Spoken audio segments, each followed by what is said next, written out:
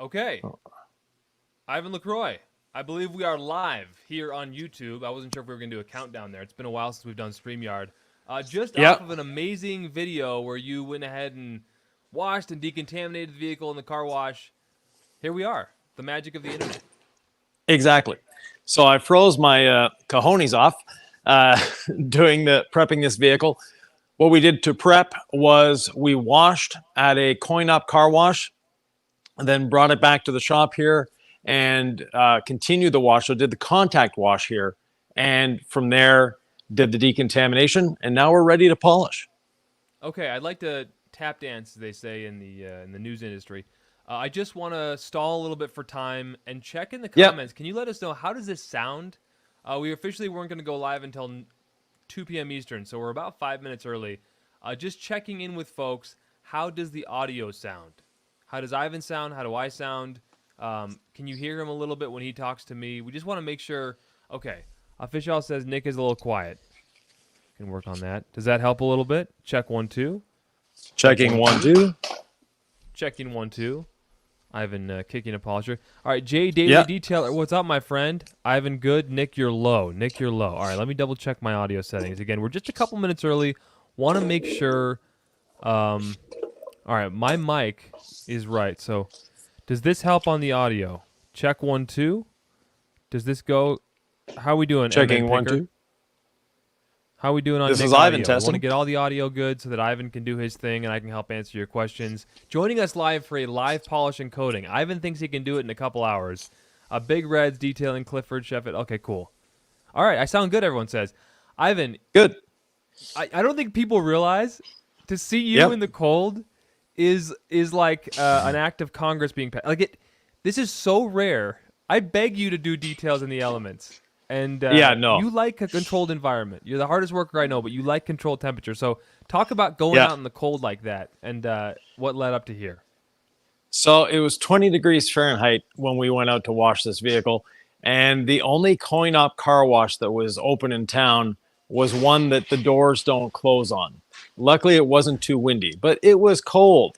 So, yes, I'm not a fan of the cold, never have been, probably never will be.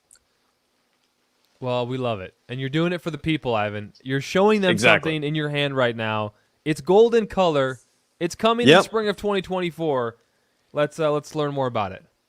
So this is the gold standard polisher. That's the name we're going with for now. We have a contest on our YouTube group. So if you go to the DIY Detail Facebook group, not YouTube group, sorry. If you go to the DIY Detail Facebook group, you can win one of these. The picture we had was red at the time, but we've since decided to go with a golden color that just happens to match the label of the gold standard polish. So you'll notice a slight resemblance there.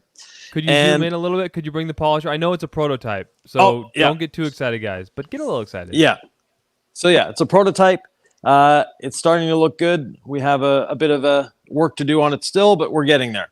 And this has one thing that's different than just about any other polisher on the market. It's a 25 millimeter stroke. Actually 25.4 to be exact, which just happens to be 1 inch. So it's the longest stroke, long stroke DA on the market. Wow.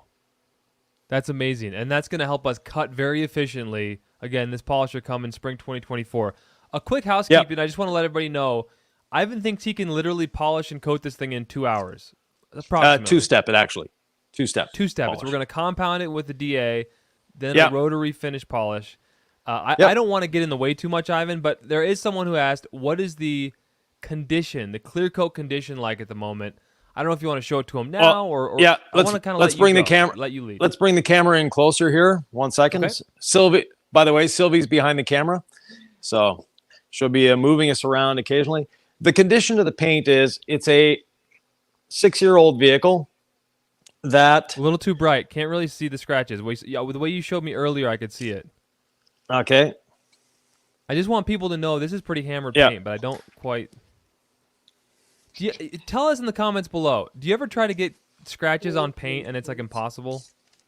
Because in real life, so here might be able to see the condition of the paint here, but it's very, very bad. There on the left, the weird haze on the left is where I can actually see it. So out of the light, Do you guys see that on the left side of your screen? Kind of how hazy and chopped up it is? There it is, yeah. Okay. So the Yeah. clear coat's not in great shape. So yeah, the paint's not in great shape. This is my son-in-law's vehicle. He works at a cement plant. So needless to say, it gets a little dusty. And also, when he washes the car, maybe 3 or 4 times a year. So this will be the first detail he's ever had on a vehicle. And once he sees the detail done, I think he's going to be washing his car just a little more often. Yeah, so folks, if you didn't see the condition of the paint, maybe folks in the comments, if you did, let them know this really is trash paint. So we're going to do a 2-step on this.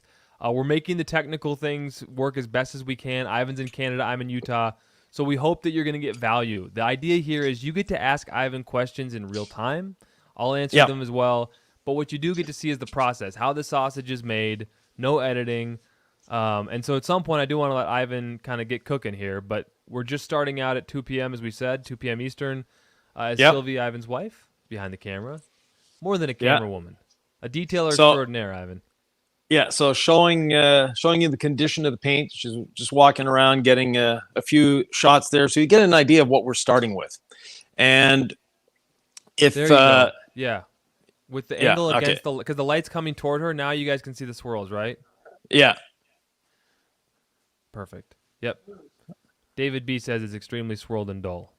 So you got it. There it is. All right. So you guys see the paint definitely. And Nick, you might want to shrink your photo down to increase the size of the other one.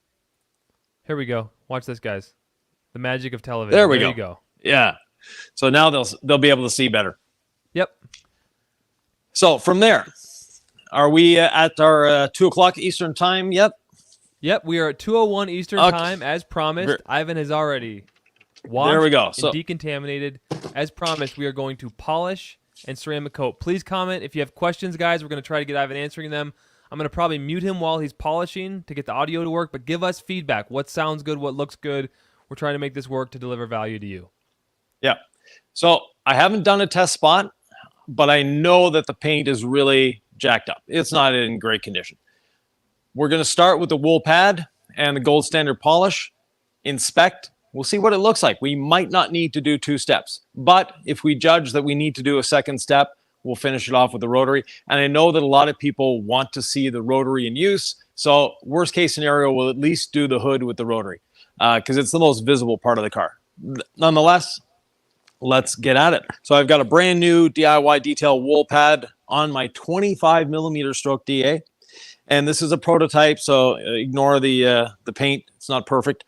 And this thing has been running for weeks on end just to make sure that everything is good internally.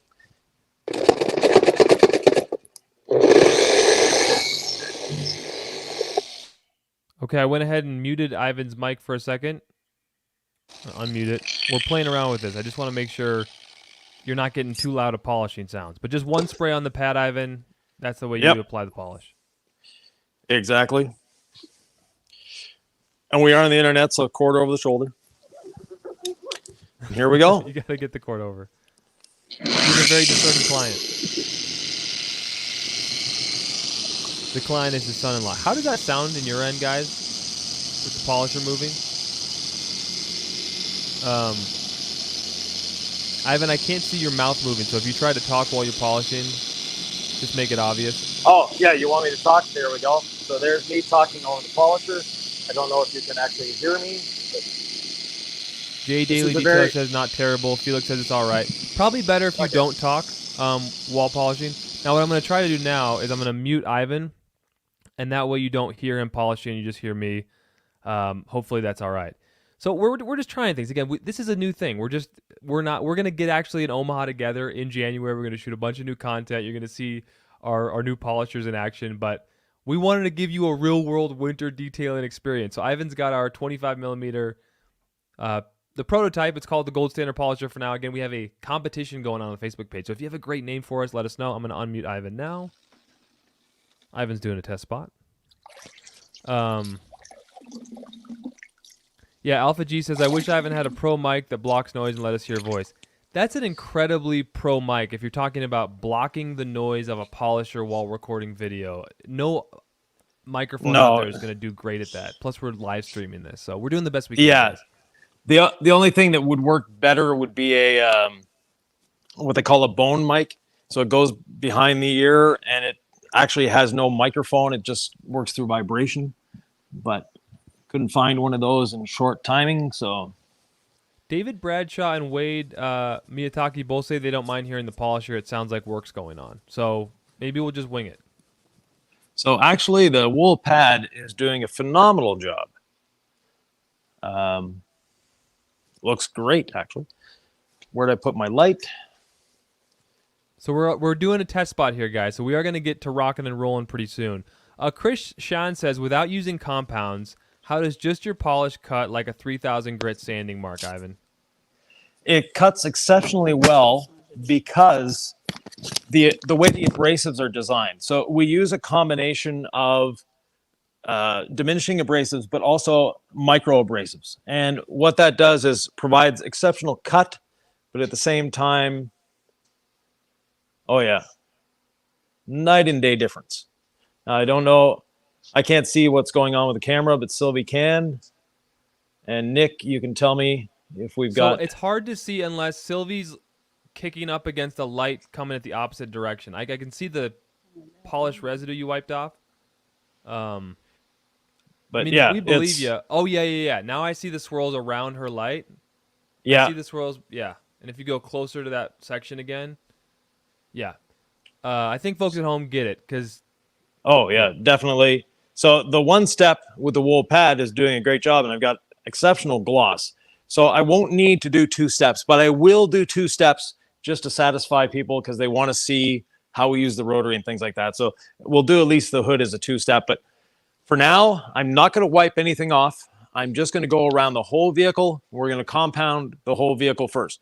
By compound, of course, we're using the DIY Detail Gold Standard polish and our wool pad. The wool pad makes the polish into a compound, especially with the 25 millimeter stroke machine. Can you talk about the 25 millimeter stroke machine again, Yvan? Because that's the first in the industry. There's a lot of 21s out there. We've always said cut with the DA, right? Cut with the DA. While he does that, I'll mute him for a second. Cut with the DA and then polish, right? Finish with our rotary. This is going to really give us the chance to have that superpower cut with the 25 millimeter. So what is innovative about our polisher coming out in the spring? Well, first of all, it's not the first 25 millimeter polisher on the market. We just have to correct you there. Okay. There's been one before, and they went out of business after about 6 months. Not because of the polisher, but because of business-related things. Nonetheless, the longer the stroke, the faster the cut. So what's happening is you have the rotation, but we also have that 25 millimeter stroke. And you have to think of it. This is going around like this. Let me try it. There. This is going around like this. So basically at 3,000 orbits per minute, which is what speed 3 is on this, we basically have 3,000 little 1-inch rotaries going around. That's what's doing the cutting for us. And the longer the stroke, the more aggressive it is. So if you're using a 15 millimeter machine, yes, you're going to get cut, but not a lot of stroke. If you're using an 8, even worse. If you're using a 21, up until now, that was the best we could do with a DA. Now we have the 25 millimeter stroke machine, the wool pad that we designed specifically to go with a DA for cutting, and finishes down nicely as well on some paints. This happens to be one of those paints. So back to polishing. Okay, so I may just mute Yvan while he's polishing. If he hears something that I say that he feels like he wants to jump in on, or if I see his mouth moving, we'll go ahead and get him talking again. So I'm muting him just hopefully to make this a higher quality audio stream. Sean G says, will the DA be force rotation or free spinning? It's a dual action. It's not a force rotation machine. Wade Miyataki Yvan asks, how's the vibration on that? So I think you can chime in. If you'd like to tag, I've unmuted you, sir. How's the vibration? So vibration is good. Now, I have a bit of a wobble to it, but that's because the machine's been dropped purposely many times, and the shaft is actually slightly bent. So part of our R&D process has been to abuse the machine as much as possible, and one of those abuse tests is literally dropping it. So that's why the shaft is now just a little bit on the wobbly side. But nonetheless, the I mean, a vibration dropped is... machine is a used machine. I feel like that's what happens. Yeah, exactly. But most people don't drop it as often as I've dropped this one. Mike Kaufman asked a good question. Is the stroke too much for a beginner? And Mike, I would say no, but Ivan, you explained this so well. Someone said, is the stroke too much for a beginner? I would just say use it on speed 3, and no, it's not. No, definitely not too much for a beginner. A beginner can polish this as well as a pro. It just takes a little bit of practice, and you got it. And if you're used to a specific machine, and if you start with that machine, then you're good. A lot of people are afraid of using a rotary, and when I teach, I start people off with a rotary purposely. So. Look at the way Ivan polishes. I feel like you're kind of watching Yoda, it's very zen. Like, there's no stress involved. He's getting all those tight areas that you at home have tried polishing before, and you kind of wonder, do I tilt the machine? Do I move it a little bit on the edge? Like, Ivan, when you're doing that edge work, what's your strategy? Keeping the pad flat? Do you move your wrists at all? I try not to move around too much. Basically, I let the machine decide what it wants to do. All right, guys, we're using him on the pad washer step here. We're winging it. We're trying to deliver value in real time as Yvan LaCroix, the efficiency master himself, using our new polisher. One spray on a damp pad. You're unmuted, Ivan. And someone asked about price. Are we talking price yet? Somewhere around 300. We haven't got the final pricing yet. The other thing is, I've been using it on speed 2 all this time. A lot of people do speed 3. Speed 2 with this long stroke is all we need. So. That's mind-blowing. All right, so you see Ivan. I'm going to turn down the volume while he's polishing. If I see his mouth moving, let me know how you guys like the sound. Marcus Hersey says, watching from Haiti, cannot wait to get home and clean my truck. That's awesome, Marcus. And then not only are we talking about Haiti, but I believe someone just said, look, hi, Ivan and Nick from Malaysia at 3 a.m. So we have people watching worldwide here on this live stream as Yvan LaCroix. So with just one hand, all right, I'm going to unmute you, Ivan. Let me know. What's your strategy? You put it on one hand, you're doing no pressure, you're going on tight spots. This is real-world polishing. Yeah, so basically, I'm just moving the machine, following where I need to go. And yes, one hand is more than enough to control the machine. You don't need 2 hands. I'm not putting any pressure on the machine. I'm letting the machine do the work, not me. Yeah, I really think the people who have concerns about this philosophical kind of line in the sand that maybe we've drawn or whatever, we recommend cutting with a dual action and finishing with a rotary. When you get this 25 millimeter dual action in your hand, you're going to have plenty of machine to cut with. That's not going to be necessarily, I don't think, as vigorous a debate after people try this machine. But maybe I'm overselling it. I don't know, Evan. You tell me.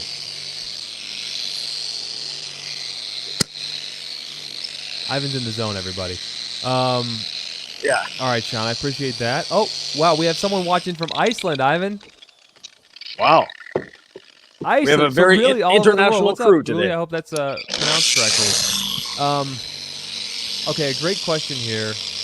John chiming in. Ivan, for one-step gloss enhancement, 2 quicker passes, do you recommend DA or rotary? I can chime in. Like, if I see more severe defects, I'm probably going to grab our yellow waffle and try to get that sort of gloss cut combo. But do a test spot because the wool pad can cut really well, more than the waffle, and also finish really nicely.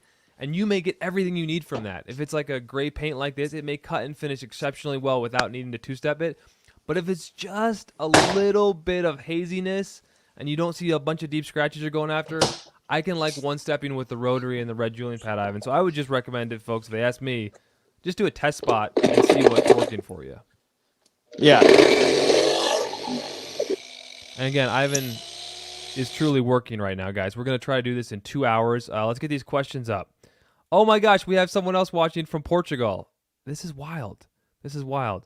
Okay, so Craig Wallace chiming in saying, obviously Ivan isn't worried about the polish drying. Ivan's continuing to polish. No. I've got you on. Oh. Polish drying at all. The gold standard polish, I've left it on for days and still wiped it off.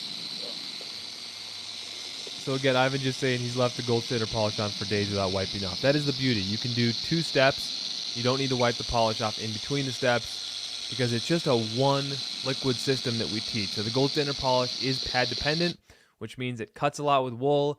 It finishes down exceptionally well with wool on a DA, but sometimes you want even more gloss, so you might finish there with the rotary and the rotary jeweling pad. And with ease, it looks like, Ivan, you're doing up, down, left,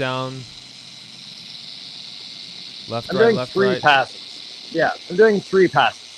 I'm not doing up, down, left, right. In this case, I'm just going left to right. The up, down, left, right is a good cue for someone who's beginning to make sure that they're doing what they need to do, but it's not a necessity. And this roof is, let's just say, a little scratched up.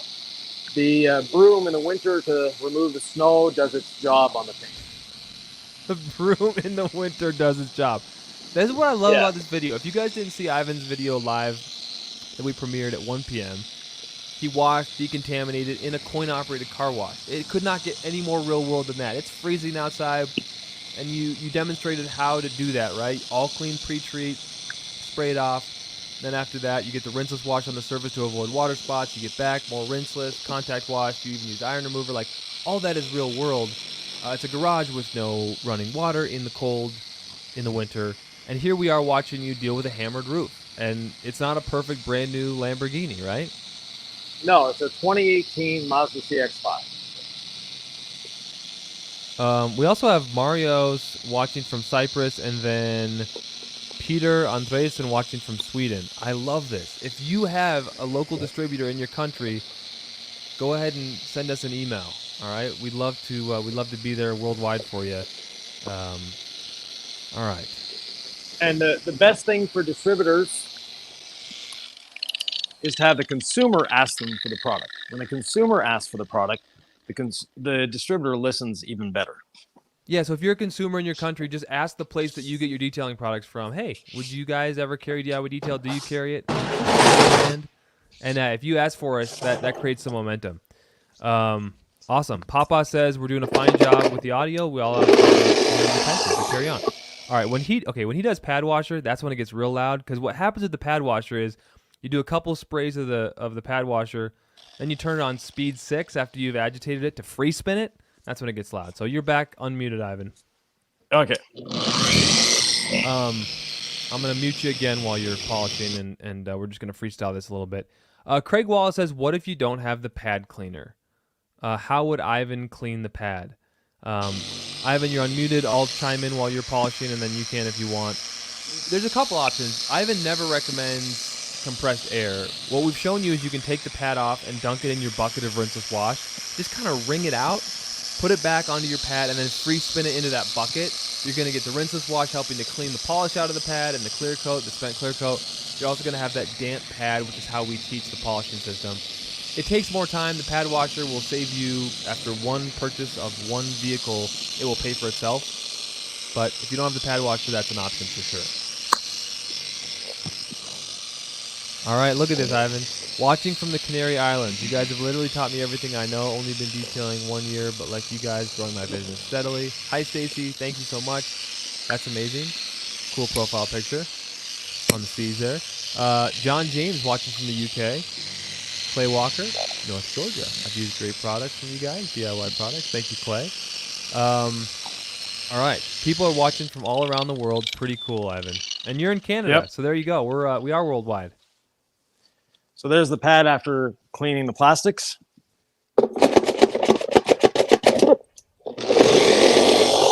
And again, gold standard polish, doesn't dust. It is safe on trim. He's free spinning the pad. Look at that pad washer, very well used. This is actually a prototype of the System 4000 pad washer. So, Really? yeah. You guys are getting lots of real-world experience on how to actually spray this polish, because we get a lot of questions on how to do it. Ivan shows you. One firm trigger pull on that wet, damp, just slightly damp pad after it's been cleaned. And all those thousands of particles of polish just spray onto that pad, and it's primed because it's damp. The polish is everywhere. You're ready to go. Now, one thing about Ivan, efficiency is no joke. So I'm going to mute him again. Efficiency is no joke. I mean, I've washed and polished and coated hundreds of cars with him. When it's time to work, it's time to work. Now, he's not stressed out. I know I'm talking and you're muted. They can't even hear you. you're not stressed out, but it's time to work. And so efficiency is on display here. There's no stress. It's not hard work, but it is a standard operating procedure. What do you guys think of Ivan's polishing so far? I'm unmuting you, Ivan. I don't mean to silence you. All right. Will the pad washer actually wear out, says Craig. It takes a long time, Ivan. It takes a long time. Yeah, it takes a very long time for the pad washer to wear out. That one is 5 years old now and has been through a lot. As you can see, there's a few little broken pieces on it, but nothing stressful. So again, hopefully audio is working for everybody out there. We know we can hear Ivan. He's really working. This is remote. It's over the internet. So we want to deliver that value, and hopefully y'all are learning from him. You're going around an emblem, Ivan. Can you talk about your approach here? You got is that a 5-inch or a 6-inch pad? 6-inch pad. So you got a 6-inch pad. You're just going around an emblem like it's, a Tuesday. Are you concerned about anything? I mean, you're not using a 1-inch polisher, right? I know what you're going to say. But people out there may wonder about that. I've never used a 1-inch polisher, and a 3-inch polisher. I had one. I carry it for teaching, but I never use it. So there's nothing really you can't get in. A 6-inch pad actually affords you better access than a 5-inch pad and allows you to get into a lot of places you can't get into with a smaller pad. A little more worldwide flair. Gunstein Johnson is new to the channel, an Icelander watching from Vancouver, BC, Canada. Great show. Thank you, man. I appreciate that. Jamie from Born Detailers asking, best way to clean your pad washer, Ivan? Just a bit of APC and a brush. Yeah. You can kind of take all the pieces apart and, do all that. But as you can see, everybody, I'm gonna mute Ivan here. So look at this. This is how he does it. He's on speed 2. Again, you're muted, Ivan. If you want to chime in, let me know. But he just opens the hatch. Speed 2 on our prototype 25mm dual action polisher. So you're just getting plenty of cut here. A slight tilt to the wrist a little bit with the wool pad. Using just one spray of the gold standard polish on the damp pad. And the beauty of this, you don't get dust with our polish. And you're not getting sling either. And you're getting cut. Plenty of cut here. And again, we are 2-stepping this vehicle, trying to do it live here on the internet in under 2 hours. So Ivan's going to be talking, but he's also working. Alfred Autospot says, join late. Got the video playing on 2 times to catch up. Hello, everybody. Hello, sir. Is the polish sun-friendly for us mobile detailers? That is Detail Chicks Mobile Detailing Ventura. It is sun-friendly. I don't know if, Ivan, you want to chime in on this. I think you have to respect the sun. If you're a mobile detailer in the sun, you already know that. But yeah, how would you advise people as you go around this, Ivan, about polishing in the sun? Polishing in the sun, work small sections. Losing the hat there. Work small sections and simply watch what you're doing and watch for signs of the polish drying up. And if it does dry up, then of course you have to take a little different tangent and work again smaller sections. But that's it. Yeah, so you just want to manage the polish drying on the paint. That makes sense. That's something you can look for. That's something you can take home with you. I'm going to mute Ivan's mic again. Okay. When do we expect to get new 5.5-inch pad inventory in stock? Edwin, we're waiting on Lake Country. We hope as soon as possible. So we're hoping by the end of December. Fingers crossed. We know y'all want those, and we wish we had them in stock for you. David Bradshaw says, surprised I'm not seeing comments about removing the license plate, LOL. You can remove the license plate if you'd like. I don't know. This is someone, Ivan. Ivan, have you announced whose vehicle this is? Do you care? Normally I would. We tried to undo one of these screws and it spun on us, so we're leaving it there. There you go. People have the question. Normally, yes, I would remove it. There you go. All right. Excellent. Again, what I love about this video, Ivan, is just how real world it is. You're in a garage. Like, nothing's perfect. You got no running water. This isn't the DIY detail studio. And here you are live making it happen. Like every detailer who's ever done a car knows when it comes down to it, you just do the best you can in the conditions you have. And Sylvie's showing us there. Ivan is just leaving it. So to be efficient, okay, Sylvie, that's great. Could you show us that again? Go back into the, well, I mean, I Sylvie can't hear me, but compared to what it originally looked like, that polished section that Ivan actually wiped off, there were a lot of defects removed there. And that's just step one. So we are going to two-step this. Ivan, why do you always use a step ladder versus just stepping in the car? Safety, Safety. first of all. Secondly, it just gives me more control. I'm not having to reach. I'm not holding on to get balance. I've got a nice solid footing, so it makes life easier and safer. Excellent. All right, I'm going to put Ivan on, and I'm going to try to answer a couple more questions. 404 Not Found says, where will the new polisher be manufactured? We have a partner in China, and Ivan can go more into that in a bit if you'd like. Ivan, do you want to talk about where the polisher will be manufactured at all? What was that? What was the question, Nick? I can barely hear you. Someone 404 Not Found asking, where will the new polisher be manufactured? And I know it's a longtime partner you've had in China. Yeah, so they'll be manufactured in China.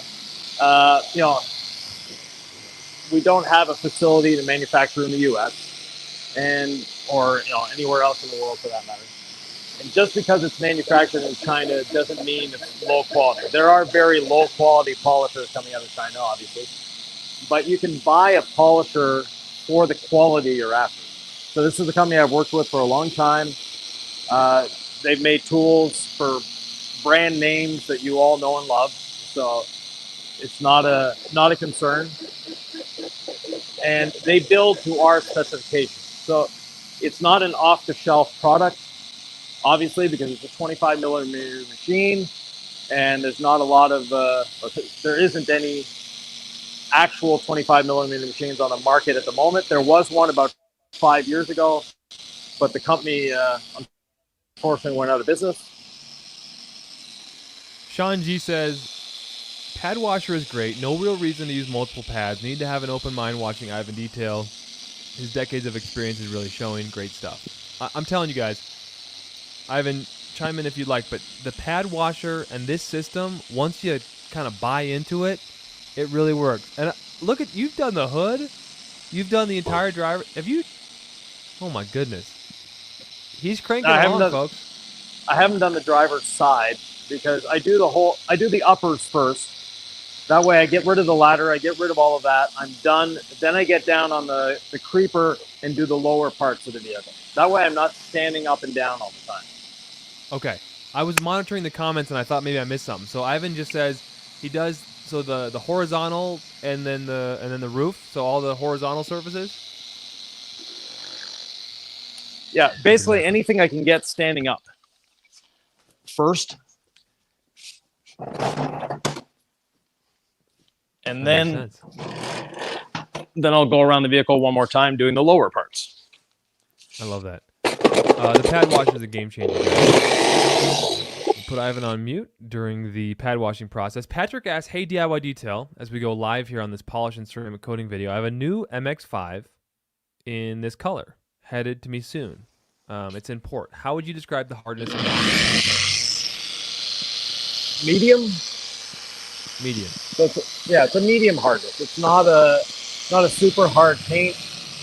And that's something that a lot of people put way too much thought into. And I know overthinking is a competition sport in detailing, but there's really no need to overthink whether your paint is hard or soft. Just start polishing. Don't think about it beforehand, and you'll adapt to the paint.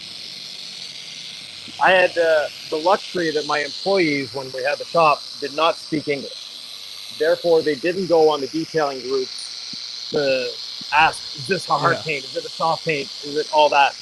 They didn't care. They just did their work. And in my shop, we had a very similar system to the DIY system, meaning that, we had 2 machines, 3 pads, 1 liquid. I'm just so excited watching you polish with this because you're just, with ease, you're doing a light polish of the trim. You're not getting dusting. You're hitting the windows, the glass. All this on speed 2. 1 polish, 1 pad. The pad washer changes the game. And then the 25 millimeter, how would you describe the difference in the experience between a 25 millimeter and kind of a 21, which a lot of people are used to? No difference in terms of the feel of the machine. In terms of the cut, obviously a big difference. Yeah. Yeah, I encourage you guys just to watch Ivan on these tight spots like mirrors. You don't have to overthink it. Having used the Rupes Nano and the 3-inch and all the tiniest tools ever to try to make everything perfect, you're like, whoa, Ivan isn't lying. Like, you can really polish and coat a car in this amount of time. And it's not like Ivan skips spots either. I've worked with him so many times. You hit everything. And one thing, I'll put him on mute. Ivan has never criticized me for not cutting paint enough or critiqued any of my technique on that. It's just if I maybe miss a spot, it's not even a personal criticism. It's just you want to hit everything thoroughly. It's just about being meticulous, isn't it, Ivan? About just not missing spots. Exactly. Not going for perfection on every spot. Just not missing spots. All right, I'm missing a lot of comments, guys. I'm sorry. I get excited. Afishal says, one thing I've learned while watching over the past year, chasing perfect paint will have to exhaust it. Do the best you can with what you have. Perfect paint doesn't exist. It does not exist. You're right. No.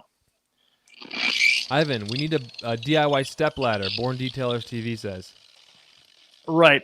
We need a lot of things, but what we need first is a warehouse that can handle our volume. And we've grown so quickly over the last 18 months that in that growth, we've overwhelmed the warehouse. They're doing their best to catch up. They're doing their best. They've added more space. They've added more racking and things like that. But it's going to take time for them to be able to add more in different SKUs. I'm going to mute Ivan real quick. Yeah, it's heartbreaking for us when we're out of stock on something, and part of that is the logistics of growing incredibly quickly. So we are doing the best we can to meet your demand, and we love you guys and appreciate the support. Okay. OC Detailers asked a question that maybe, I like the close-up of that polisher. That's a nice look. That's very cool. I love seeing that. OC Detailer says, Speed 3 Milwaukee, Speed 2 yours. What's the difference? What OC Detailers, what Milwaukee are you talking about? That might be helpful for us in terms of answering that question. Well, Milwaukee says, only Nick, makes... go ahead, Ivan. Milwaukee, they only have 2 DAs. So they have the 21 and the 15. So if we compare this to the 21 millimeter Milwaukee DA, which is the closest one, our DA is a lot lighter weight, first of all. We don't have the battery to deal with. And I know battery technology is great, but for me, I'm still not there. I like the lightness and the maneuverability of a cordless tool, of a corded tool, because I don't have this big box at the back here, which can sometimes get in the way. Yep. No, it's a fine line too, yeah. And this is actually a little quieter than the Milwaukee, even though you might not feel that through the microphone right now. But yeah. So if I can understand what Ivan just said, a little bit lighter than the Milwaukee. You said a tad bit smoother.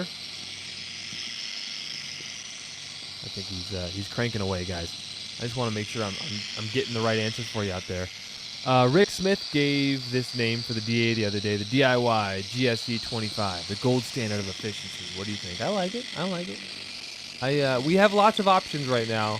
I like gold standard polisher. I think that's just a fitting name. So that's our prototype name so far. But I like it. Thank you, Rick. Sean G says Mazda paint seems to be on the softer side. Marcus Hersey says gold standard DA, like all your products, just call it what it is. Okay. And look at Ivan working the edges there. No extra pressure, right, Ivan? It almost looks like you're putting pressure down, but I know that would never happen. There. Is that better? There you go. Yeah. I don't want them to think you're hammering down. No, there's no extra pressure going on whatsoever. It's just I'm lazy and I'm resting my hand. Wangoom17, I think I can answer this question, at least as far as I know. Would you say 2019 Subaru paint is soft or hard? I mean, Subaru paint feels pretty soft to me whenever I polish it. Yeah, Subaru paint is known for being soft. And again, like I mentioned before, overthinking is a competition sport in detailing. And when I say that, I mean detailers overthink stuff way too much. So just get on there and start polishing. You'll figure it out. All right, I'm going to tape off. I'm going to mute Ivan real quick. Elite AR says, why doesn't anything need to be taped off? Because gold standard polish, which is pad dependent, you can cut with a wool pad and you can polish with either a rotary finishing pad or even the yellow waffle on the DA. It's also safe on trim. So we're not going to get sling, we're not going to get dust, and we're not going to mess up trim. We're not going to stain it, right? Because you actually are encouraged to lightly polish trim. We don't think you should polish super hard on it. We never encourage pressure ever, but a light pass or two on trim is what we encourage. It brightens it up, and so that's why you don't need to tape anything off. And that's when it saves you so much time, right? Ivan's been doing this for 40 plus years. He can speak for himself. I know he's polishing, so I'm just chatting here. You're unmuted, Ivan, if you want to chime in. But the whole idea is to save time and be efficient, right? Exactly. And you'll notice that I've already done this corner. It was particularly bad in terms of scratching. So I'm just going over this one little section one more time. And Jamie from Born Detailers, and he's been doing this a long time as well. Top first when polishing is a must, top to bottom like you wash. So, I mean, anyone who does this enough kind of knows that's a good strategy in terms of efficiency. So, yeah, top to bottom, right? Get it done. All right. Sorry if I'm missing out on comments. Dare Pick is saying Subaru is usually on the soft side. Exactly. And if you don't know soft or hard paint, soft paint when you're polishing, it's going to be real easy to remove the defects. It might be a little trickier to finish it down to that pristine shine. Whereas hard paint, those scratches or those defects are going to be harder to remove, but it's typically going to finish down real nicely for you. You may not even need a polishing pad. You may not even need the wool, remove the defects, and the shine is so good you can't even see any of that micro marring potentially left over. Now, you don't get micro marring with a rotary. It's different. But, Ivan? Yep. I can't wait to see you polish with the rotary. But for now, you're on your prototype stool. Do you want to talk about what that is? Yeah, so I see all these detailers sitting on stools that are nice. They're fancy looking and all that. But the ergonomics of them are just horrendous because if you're doing a lower panel like this, you're having to bend over to get into it. Whereas now my back is perfectly straight. I've got good ergonomics. Back in the 80s, we had office chairs that had us sitting like this as well. And I had one of those office chairs. Actually, I still have one of those office chairs in the bus. So that's where this is modeled after. All right, I'm going to mute you just for audio quality here. Zcam says you guys coming out with the DA only or a rotary too. Any luck with it being cordless as well? No, we're going to have a dual action polisher, 25 millimeters, so you're going to get a lot of cut. Ivan's cutting on speed 2 here. This is going to be a 2-step polish. We're about 42 minutes into the live stream. Didn't start until 2 p.m. Eastern, so I'd say more like 35 minutes. And you can see Ivan has done, the hood, the roof, the back hatch, and now he's sort of working around on his ergonomic, roller here. We are going to have a rotary as well. And as Ivan addressed, they're not going to be cordless for now. We're just trying to deliver an incredible machine at a very fair price that's lightweight for you. We're really excited about these machines. And the rotary, and Ivan, I'll unmute you here. The rotary, which you can talk about now or you can talk about later, is a big deal for you as a rotary guy, right? This is not just any rotary. No, so the speed, speed on a rotary is everything as far as I'm concerned. So we have a nice low speed of 600 RPM. And one of the big missions of our R&D with the rotary, excuse me 1 second, I'm just going to clean my pad. Okay, he's going to clean his pad. And Ivan has always said, I'll kind of fill some time, when you're polishing with the rotary, the system we teach is flat pad, lowest speed of the machine, but the RPMs for different machines are higher and lower, right? So our lowest speed had to be pretty low. Is that what you were saying, Ivan? Yeah, so our lowest speed is 600 RPM. And I would have liked to go a little lower, like 400, but we have engineering challenges with that.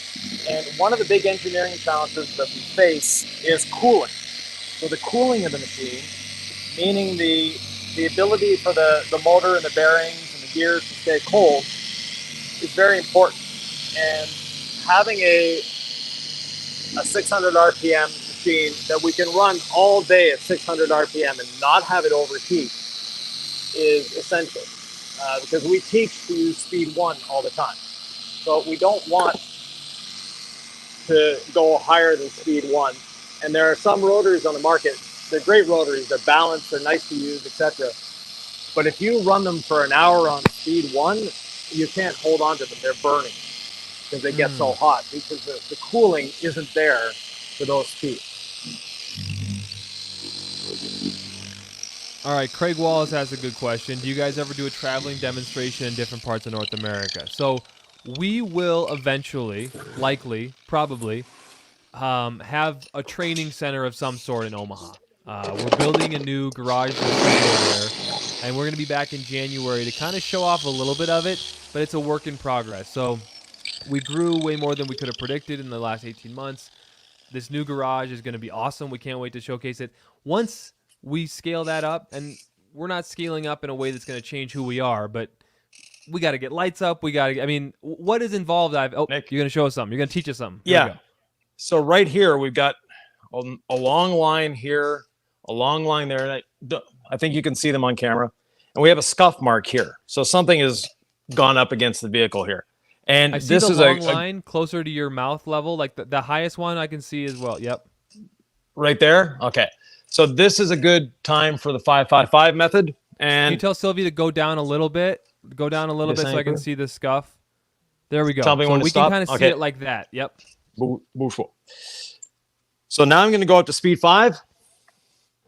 And I'm going to put roughly about 5 pounds of pressure. Basically, the pressure is just so you don't want the machine to stop rotating. And just going to go for 5 to 10 seconds.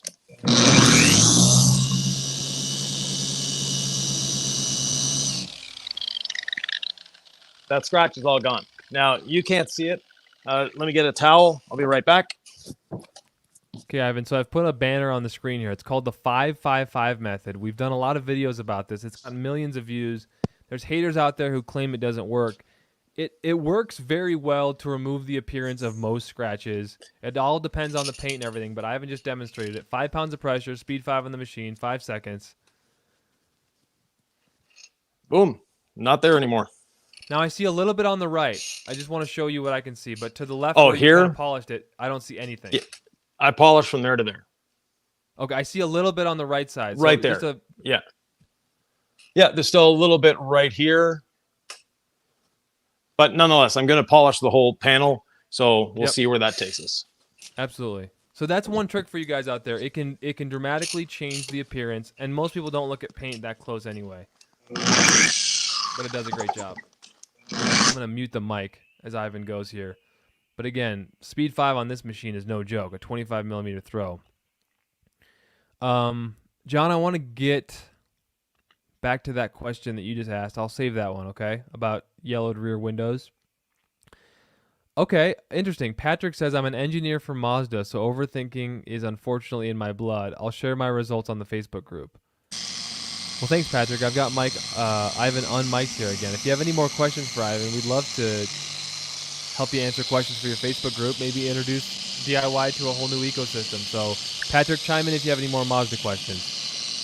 But you can certainly send them this video as well. That'd be great. David Bradshaw says, being methodical can aid greatly with meticulousness. Love that. Dale McGrath says, guys, want to say thank you for the videos and products. Thank you, Dale. Appreciate that, man. Tim McLaughlin says, DIY customer service is the best in the industry. You need to teach other companies. Thanks to Ivan, thanks to Amy. Like, that's in their blood, and we do what we can, Tim. So we appreciate you, man.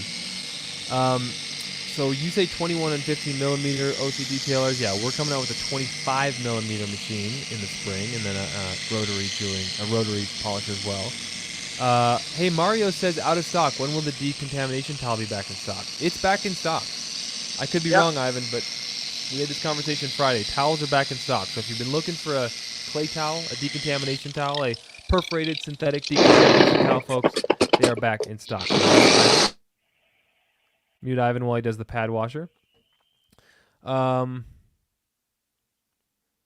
Elite AR has a question. So we're talking about trim. He says, the type on truck fenders that are over the wheels, unclear coated plastic trim, the type you usually add black dressings to, does that not stain either? I've never had it stain any trim. We've never, yeah, so I think the best way to, I'm going to put him on mute again. The best way to approach trim, polish it lightly, don't expect miracles, but do not expect this to stain either. So just, I think when we say it's not going to stain trim, what we're telling you is you don't need to tape everything up. You can be efficient, you can polish your sections, and you don't have to worry about it. Quick wipe with a rinseless wash damp and towel, and you can move on. As Ivan has shown, he's not wiping the polish off. So in between two steps, we're doing a compound and a polishing step. We don't need to wipe the polish off in between steps. And that's the genius of the system, which we're demonstrating for you live here on this live stream. We're not even an hour into it, and Ivan is making great progress on the vehicle. All right. A lot of people are asking hard or soft paint. This is a good one. 2014 Camaro paint, soft or hard? Doesn't matter. Did you say it doesn't matter? No. Use your better judgment. Start polishing, and the paint will tell you what it needs. Exactly, you guys. Do your test spot. All this internet chat about hard or soft paint, it's interesting. It's nice to talk about. It's nice to feel like you know what you're talking about. And we're not putting you down at all. Do your test spot. Try a few pads, see what works, and then get cranking like Ivan's doing. And when Ivan cranks, he's not overly stressed. He's not stressed at all. He's not working fast, but he's in the zone. So chime in as you'd like, sir. 404 Not Found says, I'm impressed. No stalling. Sounds like a great unit. Looks like a great unit. It is. Alfred So we says, have caught that. up. Okay, go ahead. Got that. Yeah, I've got that deeper scratch here that didn't come out with the regular polishing. So now I'm going to attack it with the 555. Okay, so least aggressive first, right? You tried it first the other way.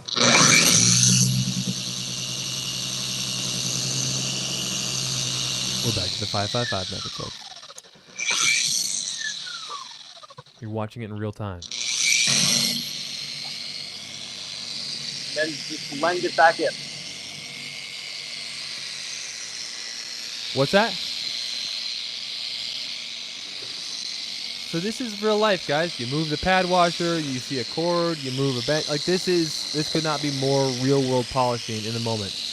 All right.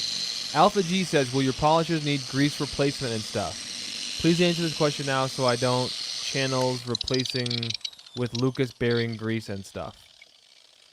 Yes, ours will come from the factory with the proper grease. You won't need to re-grease our machine. There you go. You will not need to re-grease the machines. Yeah, we're on speed 2. I haven't done speed 2. On our 25 millimeter polisher spring. Prototype name, gold standard polisher for now. I do see a comment in the language I don't understand. Thank you, Kevin D. I really appreciate you, man. He says, thanks a lot for taking time to do these kind of videos. Have a good day. You too, sir. All right. OC Detailer says, I tried doing my new Jeep Grand Cherokee L Summit, and I do see a little bit of that scratch still in that polish residue, right? So we're not taking, sandpaper to this paint. We're teaching a common sense approach to efficiency, to shine from 5 feet away, 10 feet away. Perfect paint doesn't exist. You have finite clear coat. So don't go trying to be a hero. You can turn into a zero real quick. This will not be perfect paint. It will be incredibly shiny paint. I can't wait to show it to you guys when we're done. And I haven't even seen it because we're not done. It's real time. OC Detailer says, I tried doing my new Jeep Grand Cherokee L Summit Reserve with the 21mm Milwaukee cordless, and it still has areas harder to cut. Is it really harder? Because it seemed harder than any customer. And the paint will tell you what it's telling you. And is the question I would ask, is the customer asking you to remove that? Are they asking you to remove those scratches? Did you promise it? Because I think there's a learning lesson of, I never promise that I can remove a scratch. I say I'll do what I can to preserve your clear coat. I talk to the customer about certain steps I'm going to take.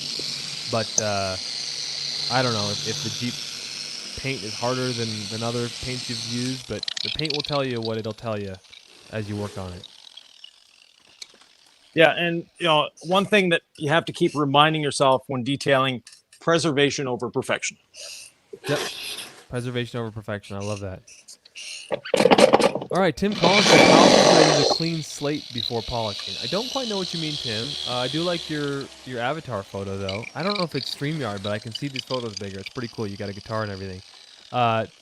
We say polish a section, a 2x2 section, and then clean it in the pad washer, right? That's why this pad washer will pay for itself in one vehicle, and you won't regret buying it even if you don't use it that often.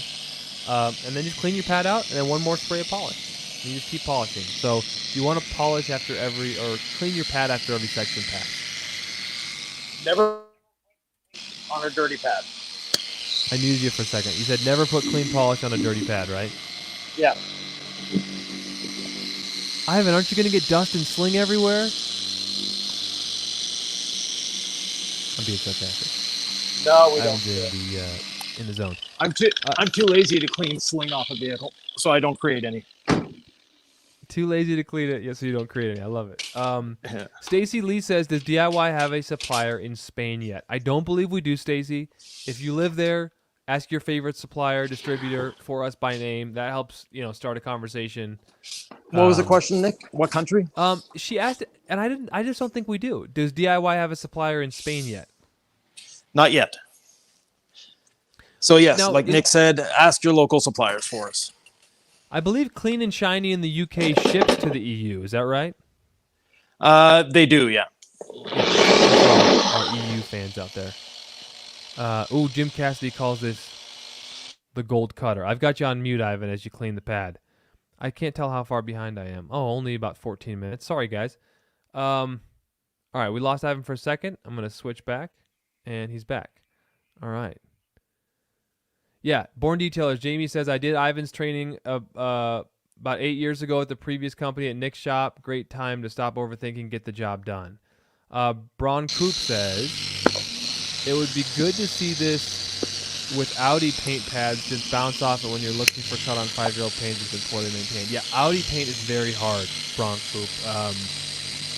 Audi paint is very hard, no joke. Becca Green says, this is awesome to watch. He makes it look so easy.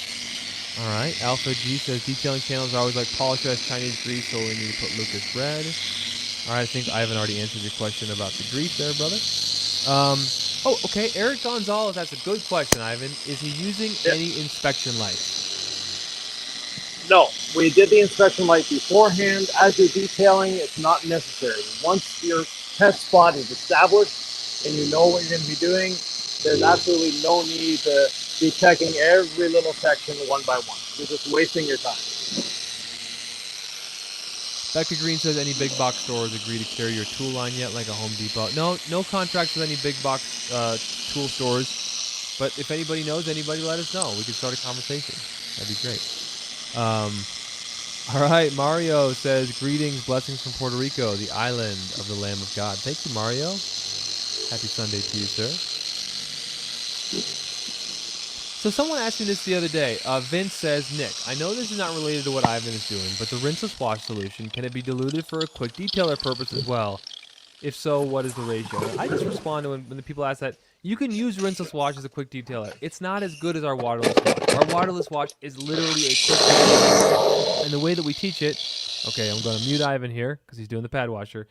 If you have moist or wet wash media, so a wet rag, or think about your legacy sponge, right?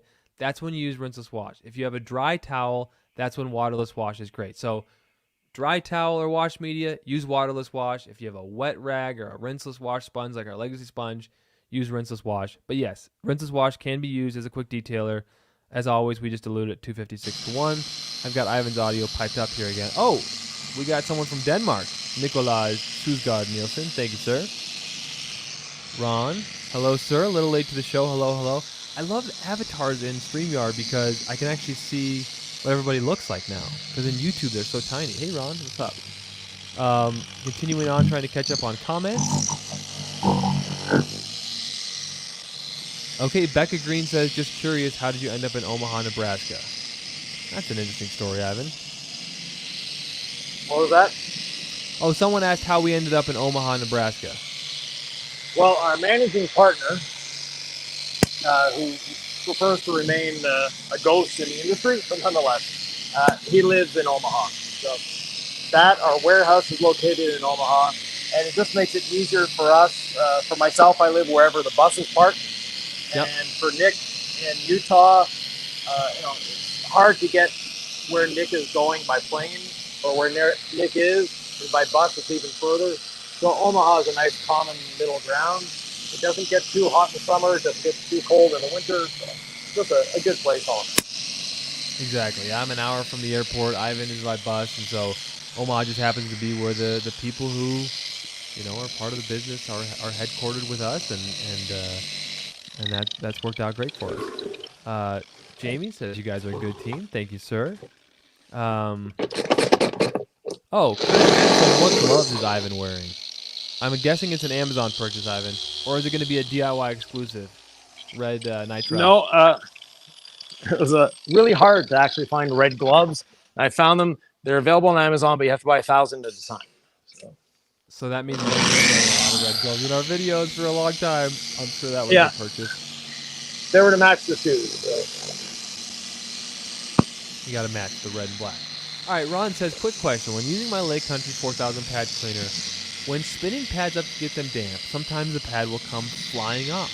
I end up spinning for just a few seconds. Ron, I feel like that could be a backing plate issue or a pad issue. Ivan, what say you? More often than not, it's a backing plate issue.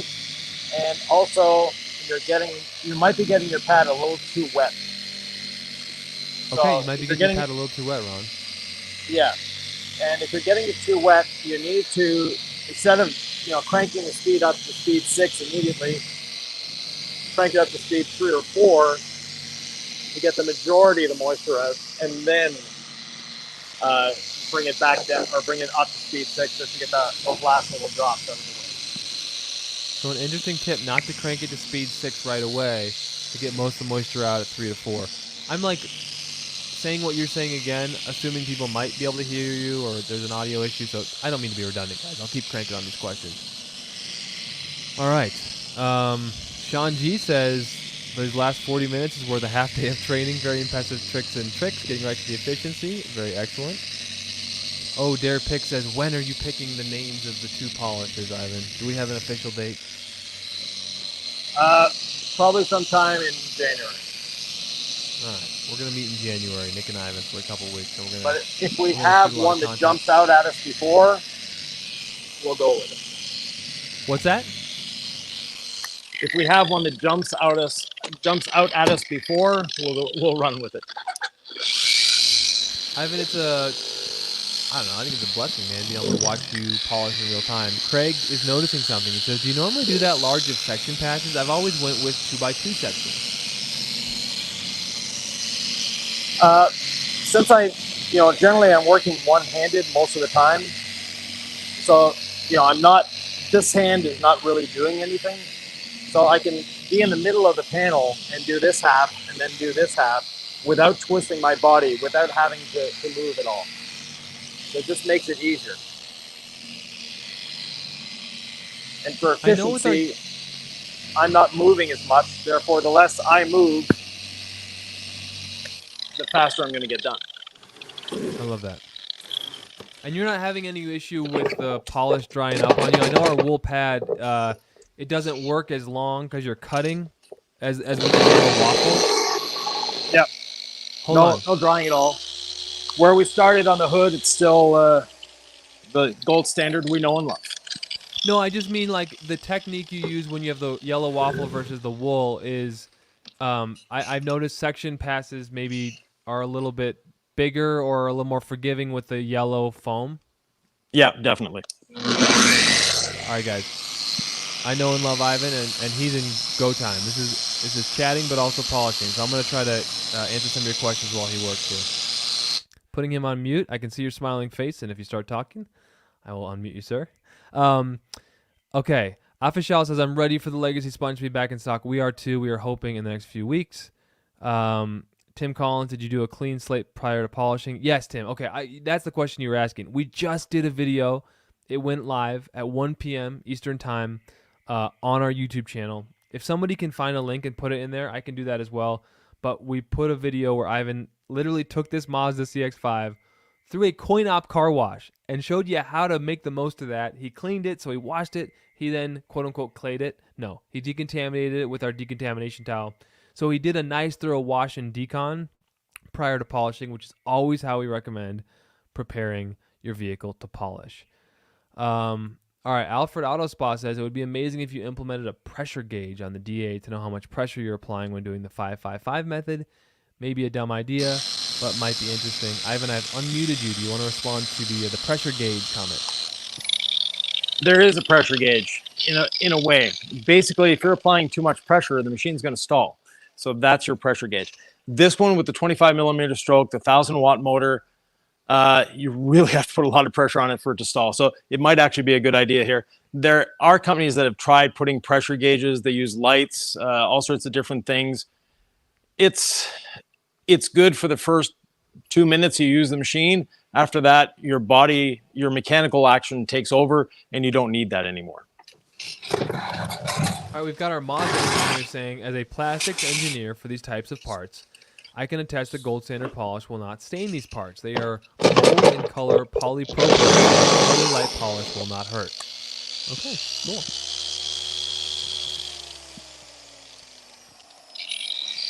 I can answer this question. Elite AR says, are you going to waffle pad the windows after, or is the microfiber sufficient and won't have any noticeable effect as much as the microfiber anyway? Okay, so we are not using microfiber. We're using our wool dual action cutting pad. It's available on DIYdetail.com. We don't sell very many pads. We sell a wool pad for your dual action.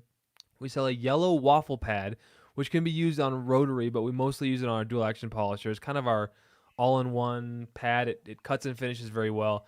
Then we have a Rotary jeweling pad. It's a very fat, soft waffle pad. They're all waffles besides the wool, and that we recommend for Rotary. So we don't use microfiber ever. The only time I would step up from like a yellow waffle to wool on windows, if I wasn't already like using that pad, is if the water spots didn't move. But in this case, we're already using the wool, so it's great on windows. And no, wool does not leave like marring on glass or anything. Glass is so forgiving when you polish that's not a concern. So if you can get the water spots with waffling using a waffle pad, great. If you've got wool and they go away, whatever. But usually we'd use water spot remover as part of the decontamination step first if you saw a lot of water spots on your paint. And that would be prep. And then when you polish, you're not going to be polishing any minerals into the surface. You're just dealing with kind of the residue of those minerals or kind of the etching that's been left behind. The minerals are removed with the water spot remover. But anyway, long story short, no problem using the wool pad on windows if you've already started and you're just using wool and you want to stay in that efficient process. That was a mouthful. Sorry, guys. Okay, Steve Wood says, I chimed in late. Why is he using that pad instead of yellow pad? I appreciate all you do to educate us. So, Steve, he's got the dual action polisher here with our new 25mm polisher on speed 2. So he's on speed 2, but he just has so much cut in this machine.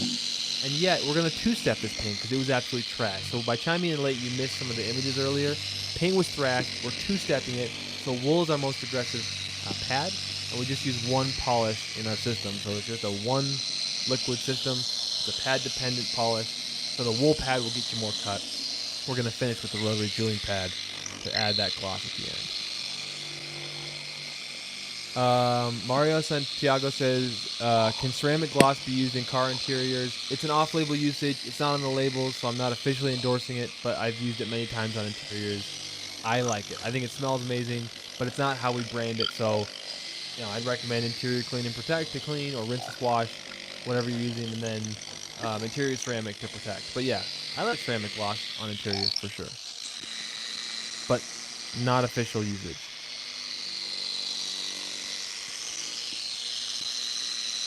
Rick Smith says there's no blanket answer for hard or soft paint because manufacturer's paint can change mid-model year. As Ivan said, let the paint talk to you. I love that, Rick. I love that. Ivan, I've got you muted, by the way, just in case you're about to chime in. I'm an interior for Mazda, so paint is just my hobby, says Patrick. I appreciate it, Patrick. That's a cool house in your background, by the way. Is that your house or just like a dream home? Either way, it looks cool. Again, I can see the avatars. They're so large. I'm putting your name and comment there, and so I'm very curious about who's on the other side of the screen. Yeah, Wade says it much more succinctly than I needed to, which is he's using a wool pad because the paint is kind of bad. Yeah, the paint definitely is kind of bad. And so if we're just doing a one step, we'd be done at this point. But we're doing two steps. Okay, so you've already you've one-stepped this? The whole vehicle is done, yeah. That's so beautiful, Ivan. Stephen V asks, will both machines come with 5 and 6 inch backing plates? The yes, 21 they will. or the 25 millimeter, yes. Both of them. The rotary will as well. Okay. Yep. That's awesome. Raining Monkfish asks, could you please take a moment to tell me what surface the interior ceramic spray is intended for? Yes, it can be used on info screens. Yes, fabric. Yes, leather. Yes, hard surfaces. Just no windows. Yeah, that's the easiest way of putting it. Just anything on the inside of a car except for the windows. Okay, Tim finally clarifies. I meant stripping all the old wax and sealant. The only way you know, Tim, if you've really stripped an old wax or sealant, again, I'm muting Ivan during the pad cleaning process here with the Lake Country 4000 pad washer, also available on DIYdetail.com, is by polishing. So you can do your wash, you can do your decontamination with iron remover, you can even do water spot remover, sprayed on, agitated in lightly, sprayed off. The only way you really know, oh, and I love that just light hum of the Rotary. Like, it is just so nice to the ears and so smooth. And that is our DIY Detail Rotary Polisher. Real quickly, the only way you really know if you've gotten rid of the old wax and sealants is by polishing. It's a great way to shine the paint, but it also cleans the paint perfectly, or incredibly well before you coat. So that's what we're doing right now, Tim. Is we're actually ensuring the paint is clean by polishing. Yeah.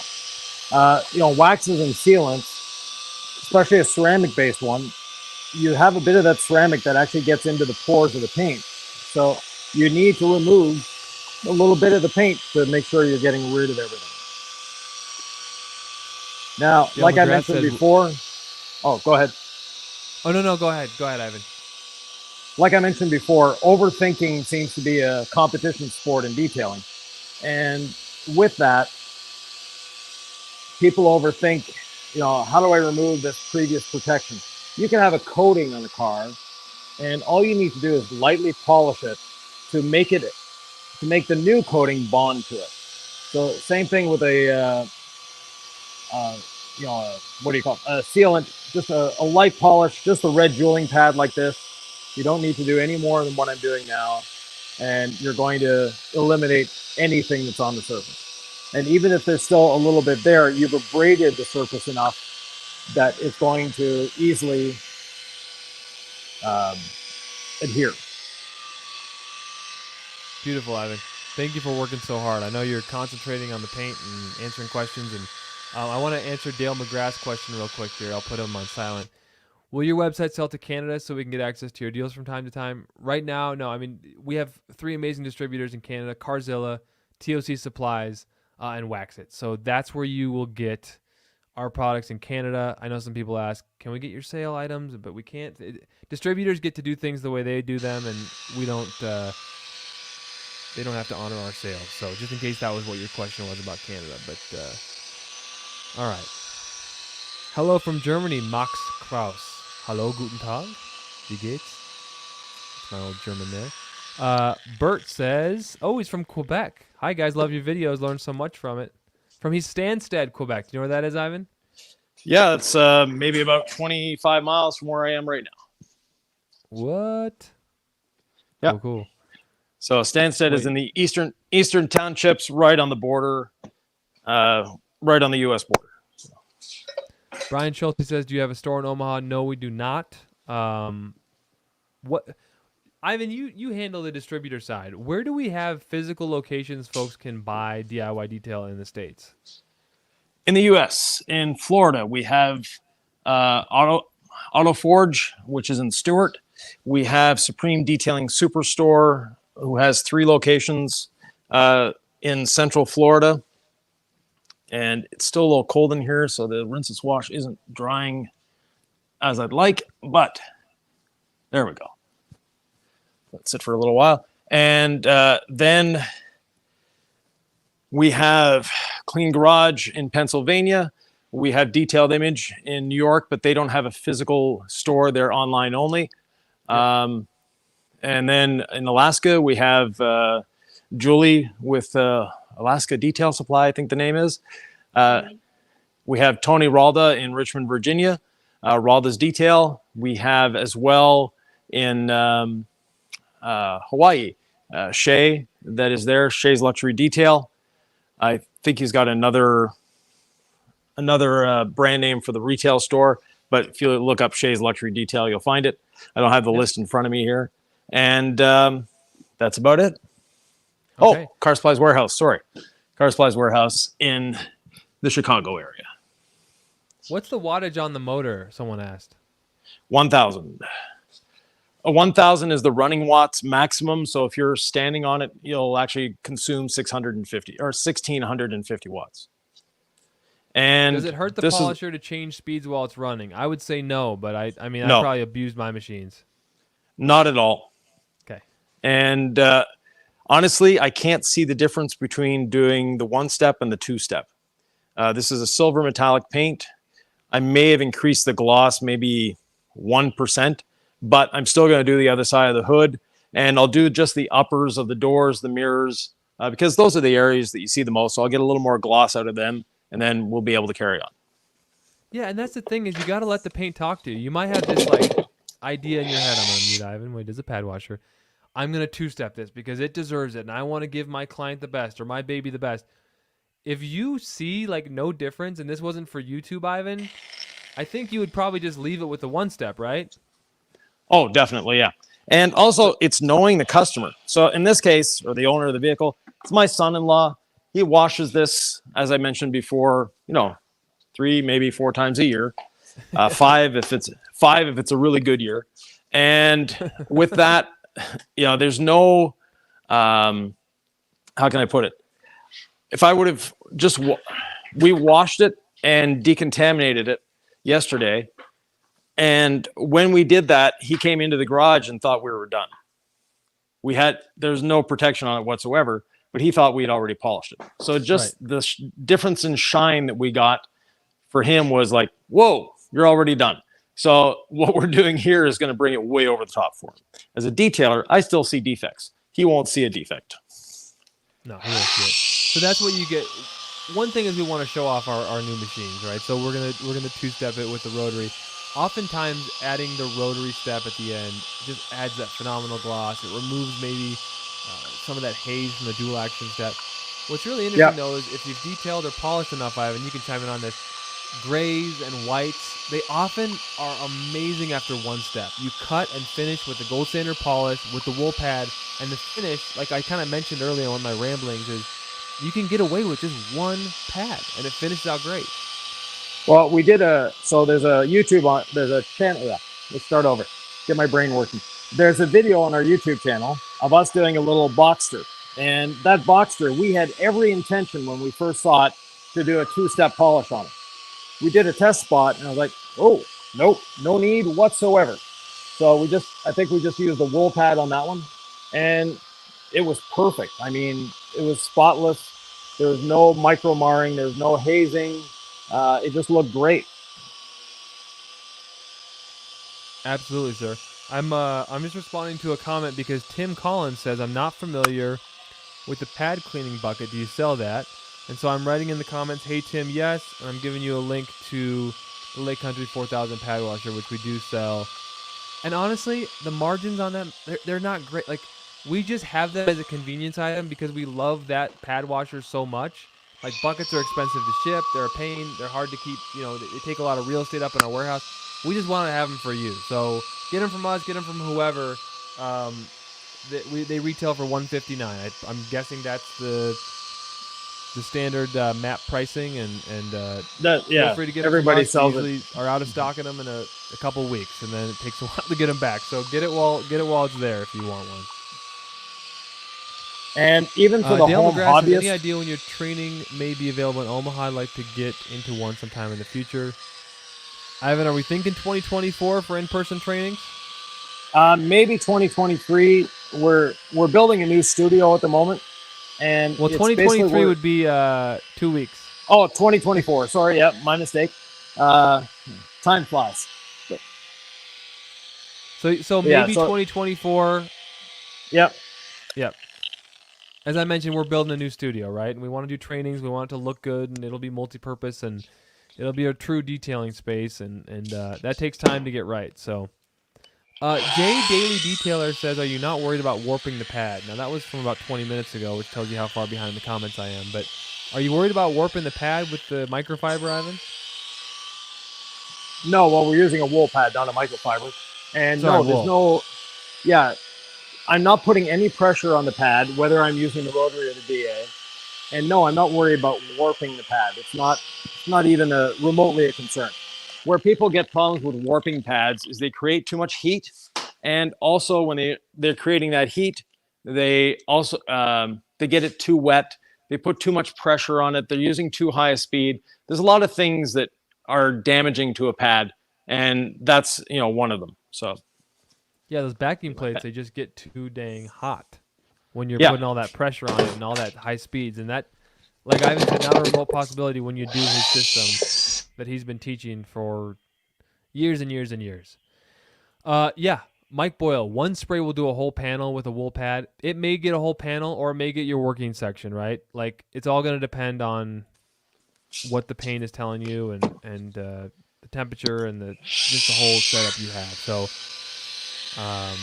you can work a 2x2 section. If you can get away with a little bit more, try that. But when you're not seeing those even circles in the compound residue and the gold standard polish residue, when it starts to get little bunchy little dots, that's when you know, hey, time to clean my pad, respray the polish. And again, that was on the wool, the wool compound step.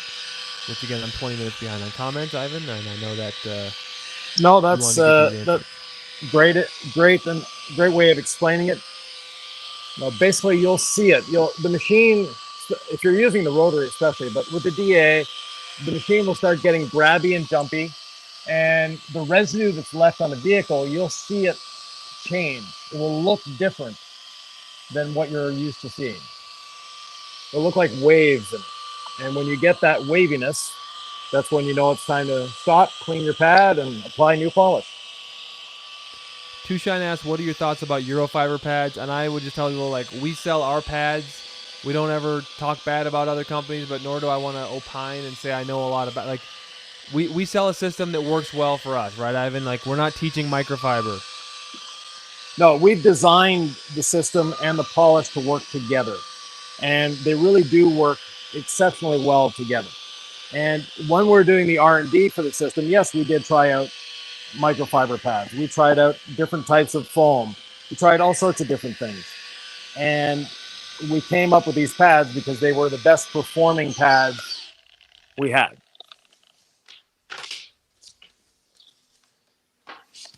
And you're mentioning... Hey, so Broncoop's asking, will we get the machines in Europe?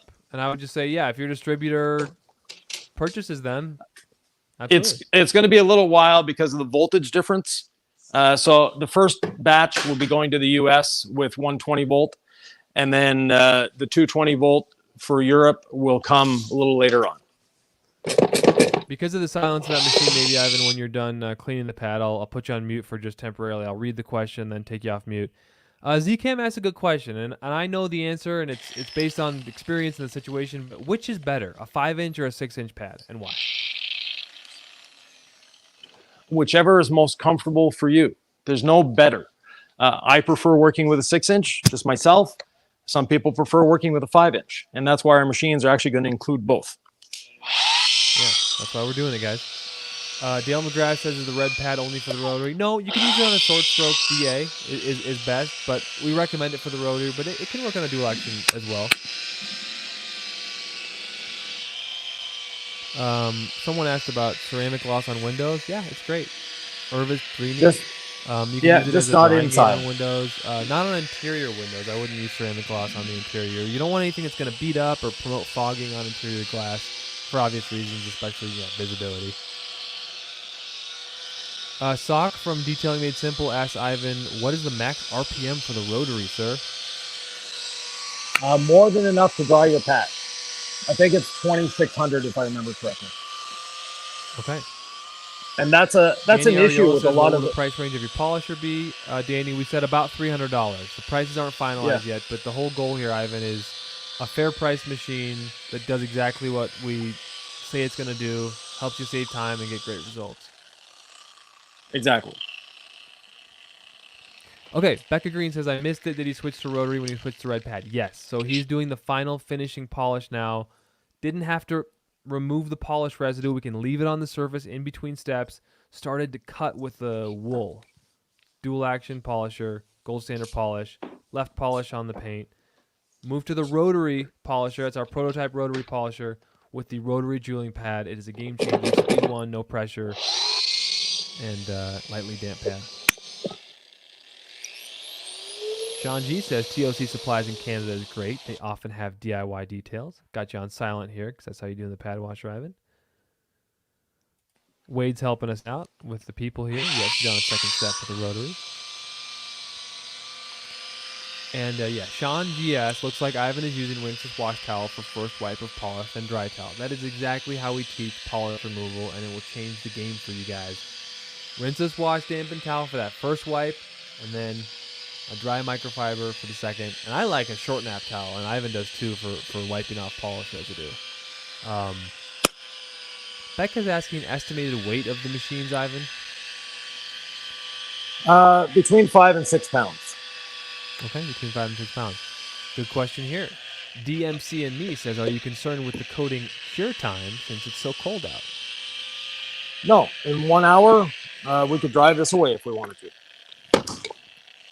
Love it. Do you know what the temperature is in the garage? In the garage, it's 15 degrees Celsius. So about 60 degrees Fahrenheit. Okay, and anything over 40 degrees, we recommend for applying our coating. So if you're over 40 degrees, pretty much as hot as you can handle. And, if there's more humidity, that can affect how long it takes for the coating to level. And I look forward to this, guys, so stick with us, because once Ivan's done with the machine, I'm going to do less chit-chatting, and he's going to be contributing more in terms of how to coat and what he's doing and what he's looking for in terms of flash times. But, yeah, if it gets really hot or humid, sometimes the coating can level a little, can flash a little faster, and you want to level a little bit. It takes longer. See, now I'm not even polishing Ivan, and my brain's getting fuzzy. And speaking of done with the machines, I'm done. Oh, awesome. Now, those that are fine observers will notice I did not polish the windshield. There's a reason for that. He already has a glass coating on it, likes it, so I'm not going to touch the windshield. Zcam says the hood looks like a mirror. I could brush my teeth in front of that and see everything. Ivan, I know we're going to gallon sizes on most, if not all, of our products. Are we offering gallons of interior ceramic coating in the future? I know there's logistics involved in all this. Yeah. Okay. So there is logistics. Yes, we will be offering gallons of everything except for the polish. Because the polish, so the reason we're not offering gallons for the polish is literally a 16-ounce bottle of the gold standard polish is equivalent to anybody else's 64-ounce or half gallon. So we don't need to go to the gallons. It's not going to save you anything. It's not going to save us anything. And it's not going to make anyone's life easier. And having too much polish stay in a bottle for a long period of time, especially when it's half empty, you end up with the polish drying, and it's not a good thing. Yeah, I remember when I first started my detailing career, you always said just never buy your polish in a gallon. It's just totally unnecessary. No. Alfred Autospa says, is there an estimated release date for the polishers? Spring of 2024, Alfred. He needs to buy his wife something to offset the money he'll be spending on the new polishers. So, there you go. Andre Pause says, hello from Montreal. Can you use the red pad on a DA? Merci. Yeah, you can. Yes. Aucun trouble, André. On peut l'utiliser facilement sur une double action, mais tu ne veux pas avoir une double action à long débattement. Tu veux soit un 8 ou un 15 mm. All right. Stacy, I see what you're saying. Our interiors are usually on leather seats. Would love to see or hear Ivan's procedures on dirty fabric seats. Dirty fabric seats, rotary wool pad, and an upholstery cleaning product that we should have soon. So you haven't done panel prep yet, right, Ivan? You're just doing the 2-towel rinseless wash dampen and then dry method? Exactly, yeah. You want to walk us through what you're doing now? So basically going over the vehicle with a rinseless dampened towel and a dry towel, making sure I'm getting the polish residue off. Once the polish residue is off, I'll go back around with the panel prep as my final inspection. I'm in awe. All right. Here's a question, Ivan, and I want to have you answer it because we promise over and over that our perforated synthetic decontamination towel will not mar the paint with proper technique.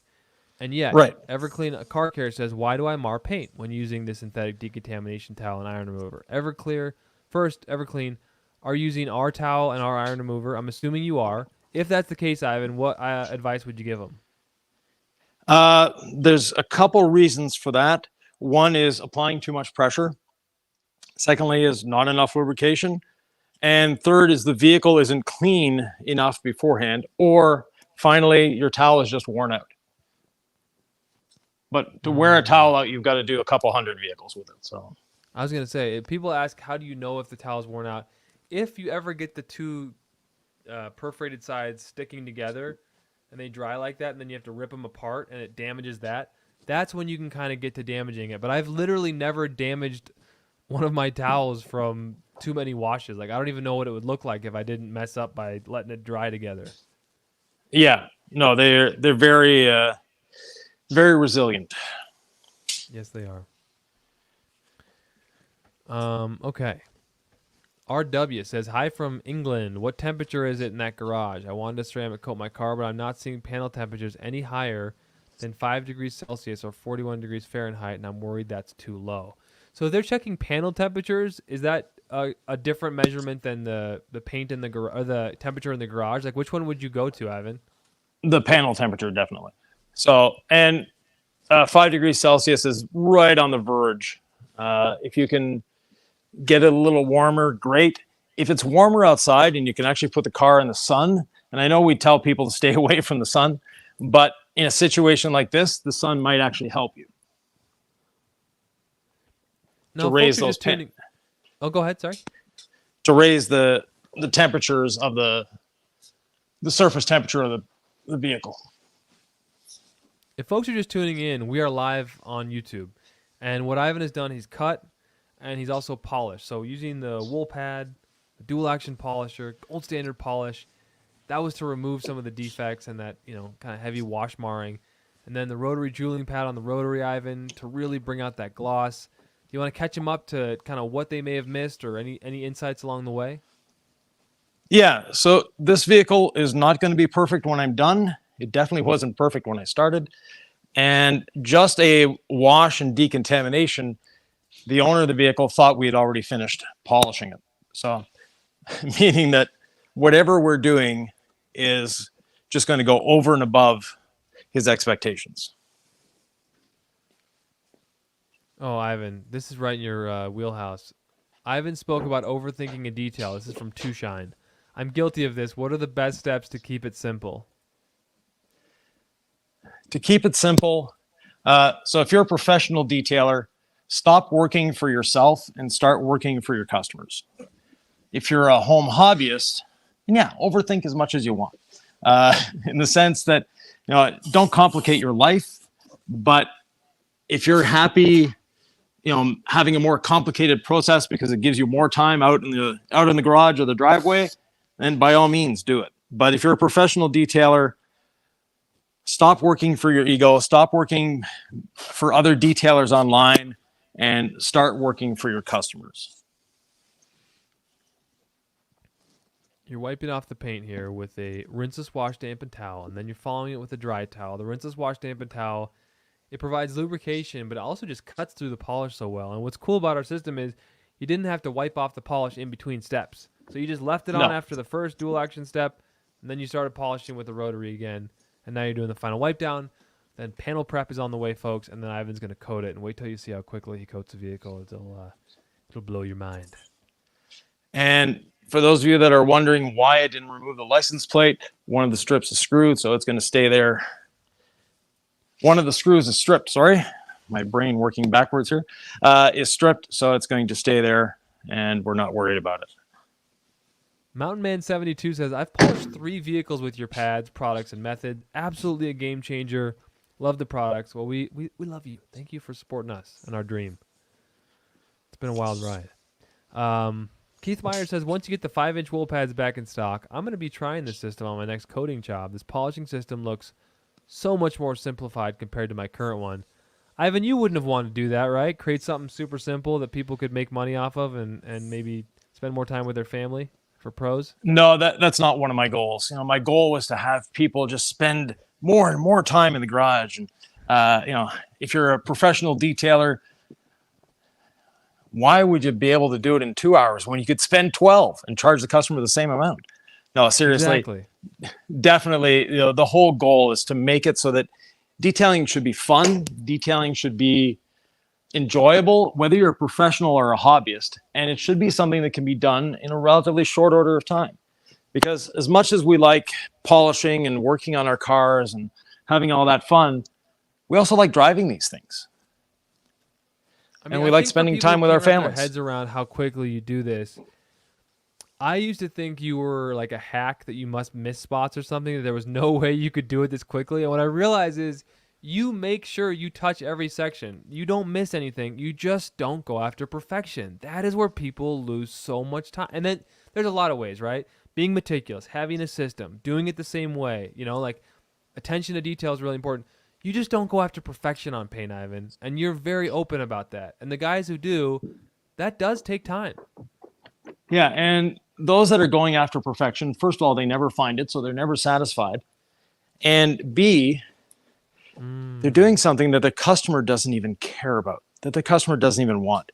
A new car, straight from the factory, straight from the dealership, that's where people go, my paint is perfect, it's brand new. Those detailers, we look at new cars and go, we can improve that so much. But for that consumer, their paint is perfect when it's new. And I posted a little video, a short. I don't know if you posted it yet, Nick, but anyways, sent it to you earlier this week. I was in a dealership. Yeah, I was in a dealership, and out of the corner of my eye, I saw this black car that was just covered in swirls. It literally is in the showroom. People are looking at it, going gaga over the paint because it's so beautiful, it's so shiny. And yes, it's shiny. But to me, it's all scratched up. The paint wasn't much better than on this Mazda here. Yeah, it was wild. I mean, when you look with the detailer's eye at paint in a showroom at a dealership and you see the scratches, it sort of blows your mind. I want to ask a question. Craig Wallace, I'll answer it. Will Ivan use a prep solution before he has the coating? Yep. He's just doing the rinseless wash and then the dry towel, and then panel prep is coming next. That's our final insurance wipe. It's how we make sure any waxes, oils, greases, it's the cliche term. There would be no wax left because you just polish, but more like polish residue, right? What are we going after in that? If we've done the steps you've done, what is panel prep going after? So panel prep is actually going after to make sure I got everything off in this step, because our gold standard polish, we could actually coat right over top of it. So I don't need to do panel prep here, but it takes 5-10 minutes. And it's good insurance. Yep. Now, I know that there was... go ahead. Oh, I know that there was no waxes or sealants on this vehicle, but nonetheless, that would just be the last insurance to make sure all of that is gone. Andre in French, and I'm going to butcher this. Parfait, merci pour réponse en français. Français. Merci d'avoir répondu en français. Okay. So thanks for responding in French. If I can't see water spots, I'm from Northeast NA. Should I still use water spot remover on poorly cared for vehicles? Yes. Basically, water. So a lot of people, this is something that, one of these myths in the industry, that you take your car, you wash it, and you blow dry it. And when you blow dry it, you're actually being safer for the paint. In a way you are, but in a way you're not. Because what's happening when you're blow drying is if you have any minerals in your water, you're actually taking those minerals and drying them on the surface. So you're creating basically one huge water spot that you don't see. And when we say a rinseless dampened towel, it literally is almost dry. I'm wringing it out as much as I can. Yep. And I actually asked you that, and we did a little short on it, is what's the difference between like a sopping wet rinseless dampened towel versus an almost dry one as you're wiping? The difference is, do you really like to overwork? Because it makes it so much more, the wetter it is, the more moisture you put on the vehicle, the more moisture you have to take off the vehicle. That's so true. Man. common sense stuff Ivan teaches you guys. It's not baloney. Listen, 40 plus years in the game. He designs his own rolling stools. When he says use a mostly wrung out, barely damp rinseless wash towel instead of a sopping wet one for the first polish wipe, just try it. It's great. All right. Mike and Deb Boyer says, I have a G-Technic sealant on my car now. Does that need to be removed before a light polish? No, guys. So what you do is you just do the decontamination and wash like we teach, and it's in the previous video that Ivan and I published earlier. And then you would do the polish. And the polish helps remove a wax or a sealant that you've got on your vehicle, even if it's a strong one. You know, and there is the question, Ivan, of if I've got the coating on there, then I polish and I can apply over it because I've abraded the coating, even though I haven't fully removed the coating, right? So people might be getting caught up at home. This is what I'm getting to. They might be getting caught up in this idea of, have I fully removed whatever was on there? Like, what would you tell them about that in terms of, I'd like to coat something. I don't know if it's going to be fully removed before I coat it. Basically, if you've abraded it with the polish, your new coating will adhere to the old coating. So if you have a coating that you like on your vehicle, it's just starting to get, a little long in the tooth, you can literally give it a quick polish, coat over it, and continue on. And that works with just about every coating on the market. And unfortunately, a lot of people selling coatings don't make their own coatings. They don't do the R&D, and they're just spouting off what they've heard before. Meaning that, like the perpetual myth of, if you use circular motions, you're going to create swirls in paint. Well, if you look at swirls, they're actually a collection of straight lines gathered around a single point of light. That's what makes them look like swirls. But they're all these straight lines. So if you don't want to create swirls, don't go in straight lines. But it doesn't matter what direction. You can do triangles, you can do squares, you can do circles. You don't need to cross-hatch a coating. There you go. Becca Green asked a great question. I don't know if you taught me this or somebody else did. I think it was you. Any tips from pouring from the gallons? I was mixing up all clean in a measuring pitcher and was wasting some due to small glug spills. Anyone know if a spout fits in there? So what's interesting, Becca, is you take the gallon straight up. What I do is I put it horizontal, but obviously you have to do this without spilling it. And then you do a slight tilt. So you take it horizontal and then do a slight tilt, and that from the gallon to the 16 ounce is what works very well to prevent the spill. Yeah, that or a, what do you call those things? They're pointy. They have a big hole at one end and a spout? Spout, not a spout. A entonnoir in French. Funnel. That's the word. Oh, yeah, funnel. I think that's what I meant. Yeah. Yeah. Yes, sir. Okay. Oh, yeah. David Bradshaw says, hold the jug on its side. The glug is happening because air cannot get in while pouring. Yeah, exactly. Oh, Craig, you ready for this? Craig says you could have taped off the plate. LOL. I could have, yes. But I didn't need to. Dale McGrath says, is he doing the stack method on this one? No, Ivan is not. No. What coating are we laying on today, Ivan?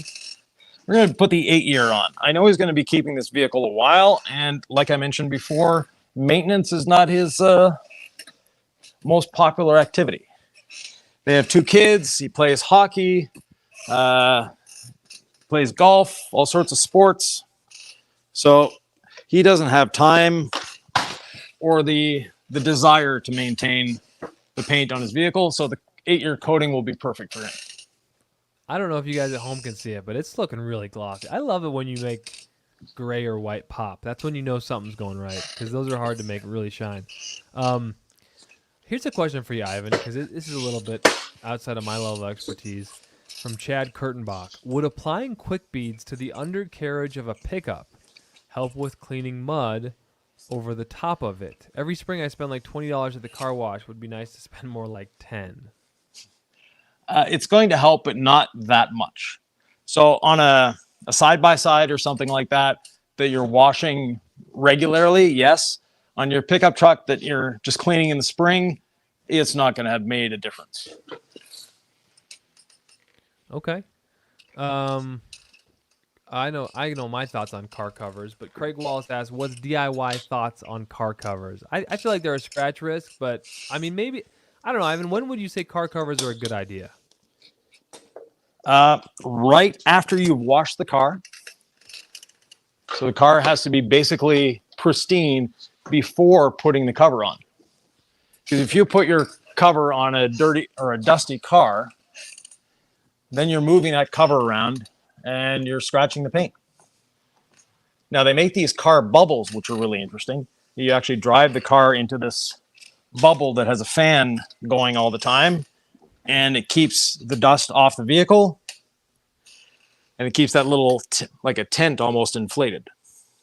Is that like a paint booth, but obviously not as much money? Yeah. So interesting question here, and I think this goes to maybe more of your level of expertise, because you'd want a paint gauge. Everyone talks about, the clear coat getting thinner and thinner, but what does paint failure actually look like over the years, and how do you know it's failed, I guess? Elite AR is saying, how many times can today's process, two-stepping, be repeated on this car before you have to be concerned about having enough clear coat being left on the car for the rest of its lifetime? Because I always think you could do a light polish every year if you want, but I don't know if I'm two-stepping it very many times. Although we didn't remove a lot of clear by two-stepping it today. No, we didn't remove a lot of clear, but nonetheless, the less you polish your car, the better it's going to be. So a really in-depth, two-stage polish once in the lifetime of a car in reality. Because the way paint goes on a vehicle, it goes on as a liquid, obviously, and then it evaporates, and the solvent carriers evaporate. And that solvent can be water, it can be hydrocarbon solvents, it really doesn't matter. As it's depositing the rest or the paint onto the vehicle and that solvent is evaporating, it goes up and forms a crust. And that crust is that hard layer. And those of you that have been detailing for a while, you'll know that there are some vehicles, they start out, the paint, you can barely correct it. No matter what you do, you're not doing anything to it. And then all of a sudden, it gets buttery, buttery soft. What's happened when it gets that buttery soft is you've worn through that thick or that hard outer crust that was formed from the solvents evaporating, and now you're into the soft underbelly of the beast. And once you've done that, you've basically destroyed the paint. There's no going back. And that layer is roughly about 5 microns or 20% of a mil. So 0.2 mils in thickness. Once you've burned through that, you're done. Danny Areola says, does Gold Standard have any fillers? The answer is no. Strictly a polish, correct, sir? Correct. A pure polish. And the word polish is a very interesting dynamic, because depending on where you are in the world and how old you are, polish has different meanings. So for some people, a wax is a polish, or a polish is a wax. So it's something that fills. In the modern way of looking at it, especially in North America, a polish is an abrasive.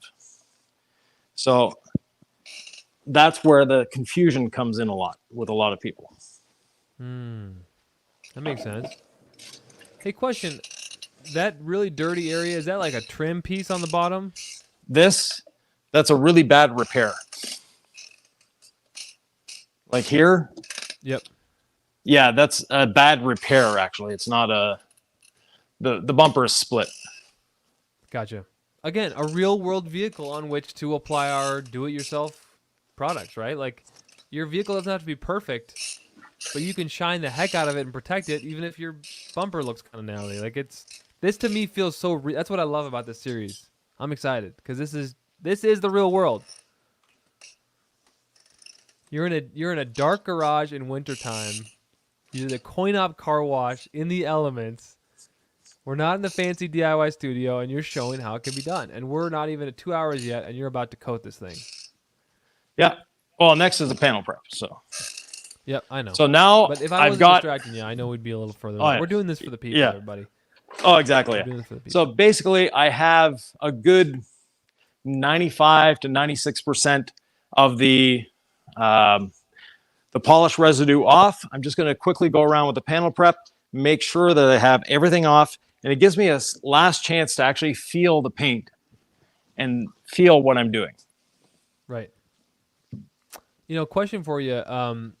My answer to Keith would be no need, but I'd love to hear your thoughts. He asked Nick, Keith Myers does Ivan rinse out your rinseless wash towel every so often when you're wiping off the polish? I fold it and refold it, and yes, I have rinsed it out twice so far. Okay.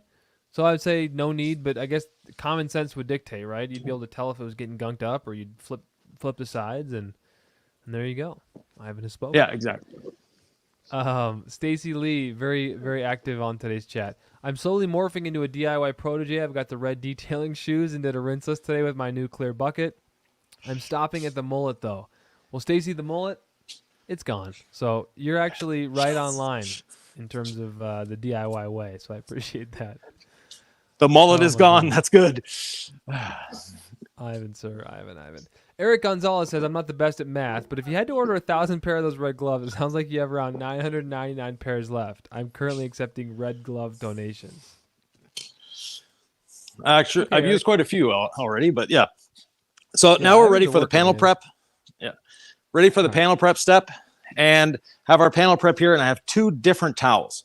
I have our low nap pearl weave towel that you see here, and then have our double-sided standard buffing towel, and I'm going to use the low nap side as well. And there's my compressor. Give me a second. I'm just going to go shut it off. Okay. While you do that, Andre asks, how do you remove the scratch under the door handle without a machine? And one thing we've shown is you can actually use our tree sap remover because it has really heavy solvents in there. And you might be surprised. Those actually might be scuffs and not scratches. So I would try something like tree sap remover first if you have it sitting around. That might actually remove what you think are scratches. Or you could put a little gold standard polish on an applicator or a microfiber towel and just gently kind of abrade it, kind of hand polish, and that can work. All right, so we got panel prep on the towel, Ivan. Talk to us. Yeah. So just one second here, getting the sprayer back to life. So I'm liberally putting it on the towel, and then I'm going to apply the panel prep to the surface, and I want to wipe it before it dries. And that's one thing that I see a lot of people do. They'll apply their panel prep, and then they let it just dry on the surface, or they spray it on the surface and just sort of move it around. You haven't actually removed anything when you're doing that. You're just moving it around. In this way, I'm actually floating whatever is on the surface onto the surface of the panel prep. So it's going to the top of the panel prep, and then I'm removing that panel prep. And I immediately feel slickness. And I'm just going to try another bottle here. As you do that, Ivan, I know you have different thoughts on different waxes. I can answer this question, but he's talking about waxing a ceramic coated car. I have a show car ceramic coated. Can I use a show wax for the gloss without issue? Seen you previously talk about this, and I know you actually recommend it because especially if you have water spots, when the wax wears away after a few months, the water spots go with it.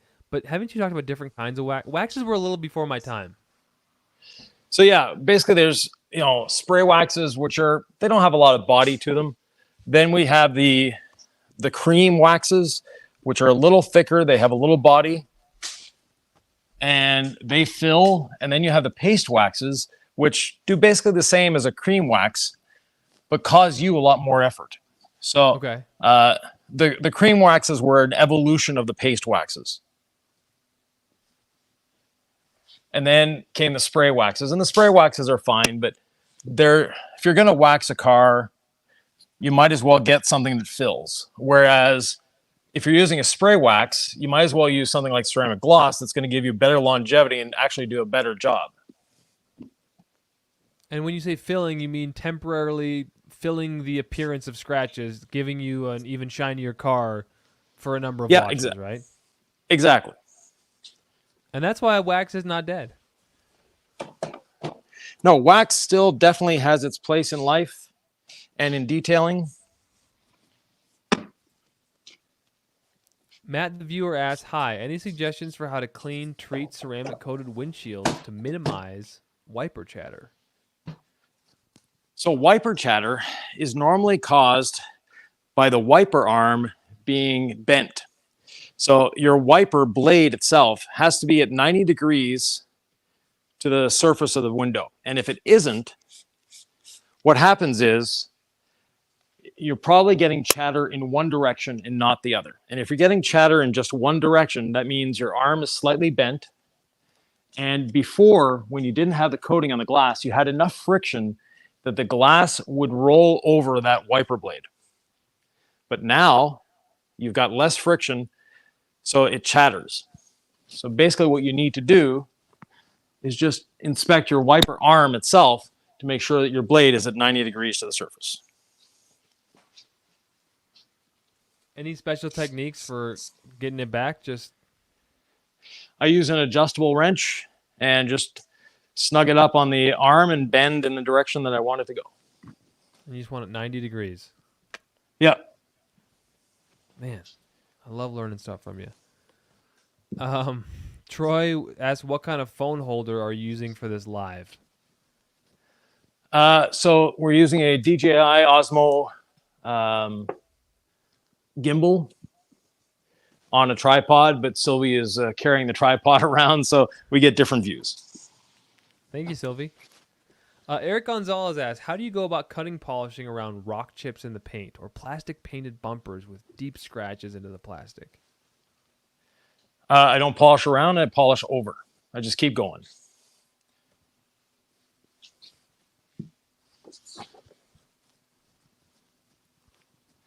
Who is the better golfer, Yvan or the car owner?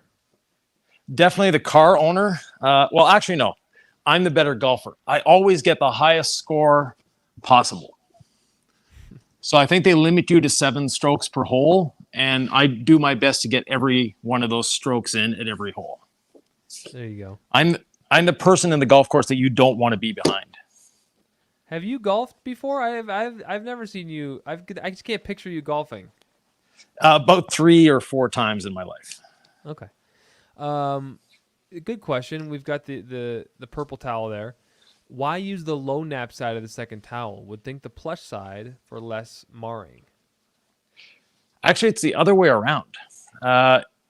When you're using a high nap side, to get the effect that you want, the drying effect, you need to add pressure. Whereas the low nap side, there's no pressure necessary. It absorbs better, actually. Craig Wallace says, "Pan the Organizer gave a solution to make your own panel prep." I know, Ivan, you have your own solution. I wonder if he actually gave yours out. I don't know. But Craig says, "Are you against this?" No. I've been using homemade panel preps for decades. In the body shop industry, it's very common. And that recipe is 1/3 acetone, 2/3 original Windex.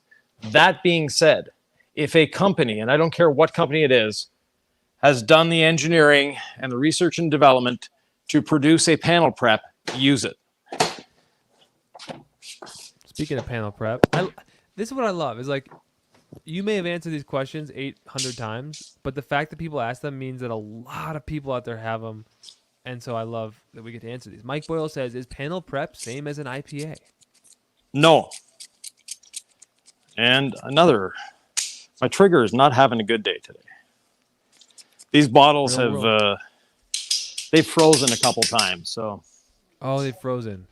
Anybody who Yeah. knows our Toco sprayers, they know they're awesome. So this is just real world. Things happen. People ask, "Hey, can this freeze?" And I'm like, I just tell people, you want to avoid freeze-thaw cycles whenever possible, just for all reasons. Multiple freeze-thaw cycles are not fun, so. All right. You can Just figure one that out. second here. I'll keep on Yeah. sending you goodies from the chat here.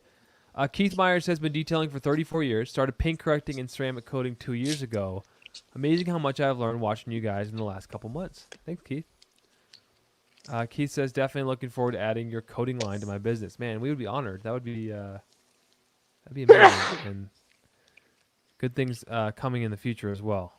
A little teaser there. Okay, Mike Boyle wants to know what that thing Ivan is sitting on. It is a prototype stool Ivan's working on. You can chat about that if you'd like, Ivan. Well, when they are made, they will be available on DIYdetail.com. So, but that one's a prototype. Our good friend Eddie Cologne is also testing one because Eddie, let's just say, is a little heavier than most of us. So if it stands up to Big him, boy. He it's loves good. it though. He loves that stool. Oh yeah. So if it stands up to him, it'll stand up to anyone. Pretty There you much.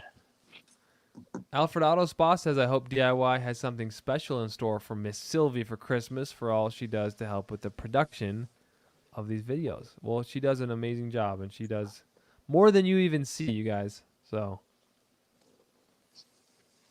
Ivan is the front man, but you're literally one half. You're not 60% of this team. Maybe No. you're 30% of the team, Ivan. Yeah, exactly. There you go. I was involved in racing for a long time. Go ahead. I said I was involved in racing for a long time, and it's the driver that gets congratulated, but it's the team that wins because it's the team that does a lot more work than the driver did. The driver just sits in the car and turns the wheel. That's such a good point. Well, Becca's asking panel prep. Using same 2 towels for whole vehicle or need to change out partway through? I've been folding and refolding. So, but no, you don't need to change out unless unless you pick up something that you shouldn't pick up. So there you go.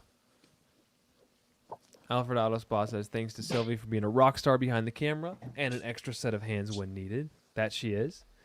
Turbo 6 Detail says, bless you. Well, thank you, Turbo 6. Back to you. Because we heard Sylvie sneeze a little while ago. So. Well, I don't know. I think let's spread the blessings. There you go. Yeah. I didn't hear it. I'm listening to Ivan through my phone. It's a whole thing. But I'm surprised the technical side of this has worked as well as it has, knock on wood. So, yeah, Wade Miyataki says, bless you to whoever sneezed. I didn't hear that. Sorry. Ryan L. says, late to the party. Hello, Nick, Ivan, and Sylvie. Hello, hello. Craig Wallace says, do you guys ever sleep? So many vehicles. I mean, this is our full-time thing. We like content creation, education, engaging with you, helping you learn. That is like how we've grown DIY. And so we want to keep doing it. And that's why we got into it in the first place, is because we love this stuff. So I don't know. Ivan, do you ever sleep? A few hours every night. Okay. David Bradshaw says, not just filming. Obviously, Sylvia is doing the mise en place. Yeah, definitely, yeah. So, gone around the whole top half of the vehicle. Now I'm just going to go around the bottom half. It's actually, like, not surprising, but a little... the panel prep stage isn't as fast as I think it's going to be. Like, because you really do want... This is the final step before your ceramic coat. Yeah, this is your final inspection. And by this point, your green towel or coating leveling towel is so kind of saturated with panel prep, you don't really need to reapply. Is that what I'm seeing? Yeah, so I'll apply less and less as I go. Yeah. Basically, as long as I'm getting that surface wet with panel prep, I'm good. A viewer from Cincinnati, Ohio, one Goom17. Hello, sir, or madame. Okay, Sean G has a question. Before you coat, can you show the hood as you did before polishing? So, sort of an honest, hey, we've been with you for the last 2 hours, is what I'm hearing from the comment. Can you give us an honest, unedited, blah, blah, blah? You know, I mean, it's all honest, but editing leaves things up to the imagination. Like, did they leave this out? Did they leave that out? No, we want to show you what this hood put me on looks mute for a second, Nick. Oh, yep, hold on. Yeah. I've got Ivan on mute. I think he's chatting with Sylvie. All right, so raining monkfish. Does the 5-year coating have a real-world noticeable higher gloss? Sorry about that little jiggle there. I think it does. I mean, that's the way that we've been communicating it to you, and I hope that you've seen it out there. Has anyone in the comments used our 5-year ceramic, and can they comment? I think that's the best way to contribute. Do you feel like it's a glossier coating? Okay, now we're going to show you the hood. I feel like I'm getting a glare off of that light somehow. I see it on the far end of the hood. It doesn't look... Can you, like, I'm seeing the reflection in the haze on the left that I want to kind of see on the center. Like, I want to see So, So look at bouge the la light on lumière the un peu bottom si- right hand of your screen, guys, because that's, again, not perfect paint, but far glossier. It's Yeah, not looking as sexy as I don't know, Ivan. Can you see what we see? no. I'd like people to get the hood shot here. Give me a second here. Okay, it's not an insignificant part of this to like show you the before and after. I just want to make sure we're getting, because lighting is everything. Anyone who's ever paint corrected professionally who tries to get the lighting right, like I see it on the passenger close to the headlight, but I need the light away from you, Sylvia. I think like kicking it back toward the camera. So I still Yeah, see this. some things on the paint. Oh yeah, there's still stuff on the paint. It's far from perfect, but Is some of those lines like the fact that you didn't wet sand this? I mean, because that's what it would have taken. yeah, some of them are quite deep. But Ivan, I think if you're away from Sylvie pointing towards her versus you pointing away, we'll get an honest. How's that? I think it's pretty good. I mean, I'm looking at this. I'm thinking like 80% improvement. What do you think? Yeah, that would be my estimate as well. Can we do like a 5 feet away look right now too, just to prove to people that this is ridiculously shiny? Because it's hard to. I want it to look 100%, but we know we don't ever promise that, right, Ivan? Like, talk about what we're No. going for in this. And there's your that's 5 feet right there. Yeah. So nice and glossy, nice and shiny, good reflection, and that's what we're after. Heck yeah. Heck yeah. Thank you, Sylvie. Sorry, I didn't mean to like direct you around. Not a problem. Yeah. Yeah, you're a couple miles away. So. Couple miles away. All right. Ervis says I use your 5-year on multiple cars. The coating, add gloss, no question. That's a good question, Ivan. Would it help to polish the trim before applying a trim restorer so that the restorer would adhere better? I guess it would depend on what you're using, right? For a trim restorer? Yeah. No, not really. But with the gold standard polish, definitely you're going to remove the oxidation. And that's what we want to remove before we apply the trim restoration product. And you actually don't want to ceramic coat trim that's already oxidized, because when you do that, you're locking in potential oxidation, and the day that you need to restore that trim again, you won't be able to. I think you did an interview with Chris West from Solution Finish. Yeah, at SEMA. Yeah. Yeah, And that's the thing, if you're going to use a product like Solution Finish, which is a trim restoration product, do the process they recommend, right? And exactly follow their best procedures. So Daniel asked a question, and Daniel asked, when does DIY products go on sale? Best discount you've had this year. Right now we have a buy 2 gallons, get 1 free on the website. You missed out on Black Friday, but we had a lot of gallons that people didn't buy, so we thought let's put on a little sale. So check that out at DIYdetail.com. That just started today. Buy 2 gallons, get 1 free. And then, yeah, Afishal says that hood was trash prior to polish. Definitely 85% improvement. So I hope you guys saw what we saw, right? Like, this paint looks really good. In the real world, nobody goes up with a little inspection light, especially not a guy who washes the car 5 times a year. And this is what we're teaching, is that, like, pros can offer this level of service and get paid and be profitable. The DIYer can offer this level of service to themselves in terms of results and be so stoked. No paint's ever perfect, and it never stays that way unless it's a garage queen. Then you got to put it like Boy in the Bubble. You got to give it its own little bubble to not get dusty, and it'll never end. So just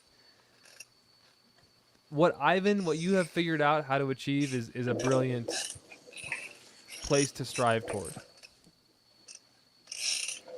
Yeah, basically says that gloss is ridiculous. We're giving the customer what they want.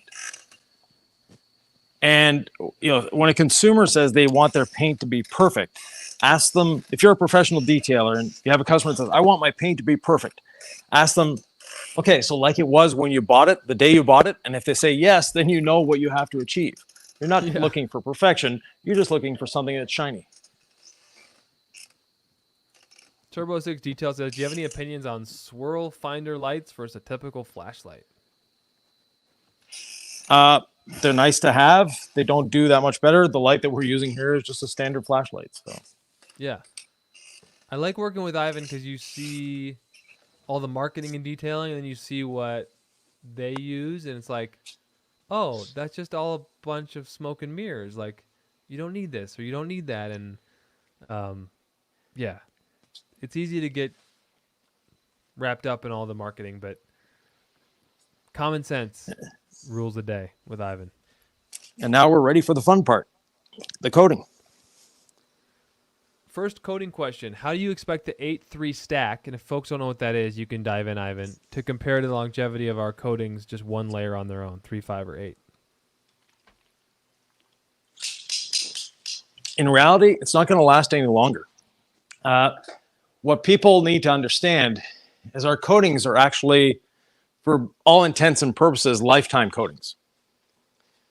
The numbers that we put on our coating, the 3, the 8, the 5, basically it's the characteristics you're buying. So the 3-year coating has graphene. Graphene doesn't last, or the effects of the graphene oxide don't really last more than 3 or 4 years. That's why we call it a 3-year coating. The 5-year coating, we're going for the ultimate in gloss. And what breaks that gloss down over time is fracturing. And so after about 5 years, that coating is going to be fractured.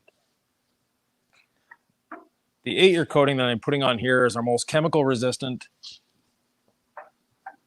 and the one that is the best self-cleaning.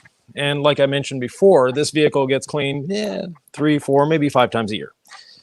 So a self-cleaning ability of the coating is important to this customer. Yvan, Ryan L says coatings seem to get more gloss the next day. How long to achieve maximum gloss? Roughly about 7 days. So it continues to get glossier for the next 7 days. Yeah. And to add to our list of distributors, Ryan is one of them. Ryan is in Newark, Delaware, and runs Durglan's Detailing, or Durglan's Auto Spy, I think, but is also a DIY distributor. Ryan, put a link in the comments of where we can find you, and folks can support you. So, Yvan, tell me what you're doing here, sir. You've applied the coating in circular motions. You're now leveling it with your coating leveling towel. Talk about it. Yeah. So leveling with the leveling towel, everything's going smooth, and then I'm just following with my little insurance towel to make sure everything is good. And I'll keep going around the vehicle like that. So the whole hood is now coated, making sure to get all the edges. And once again, if you like to do straight lines, if you like to do circles, if you like to do triangles, it really doesn't matter. Whatever geometric shape suits your fancy is the one you should do. And the coating immediately gets slick. And if you missed a spot, you really feel it. Yeah, you can feel it for sure. Big Car Killer says, I'm in Australia. What replacement spray head would you recommend that can atomize the gold standard polish? So if for whatever reason something happens to your spray head, is there one out there you recommend, Yvan? Well, it should have come with the spray head. And if it didn't, go back to Car Care Co. They have the proper Telco spray heads. So Okay. So we recommend the Pilco ones then. yeah. And our sprayers are 1.1 milliliters per spray. A lot of the ones on the market are a 1.4 or 1.6. So the advantage of the 1.1 is you don't overuse product, or you have less chance of overusing the product. That's awesome. A couple products about couple questions about new products. Afishal says, is there any chance of an acidic car shampoo in the future similar to D-Scale? Not necessarily. Maybe in a very, very far future, but we don't really see a need for it. Again, that is acidic or very caustic car shampoos are spectacular marketing, but there's no real need for them. And we're not gonna we're not going to have products. We're not going to sell products you don't actually need.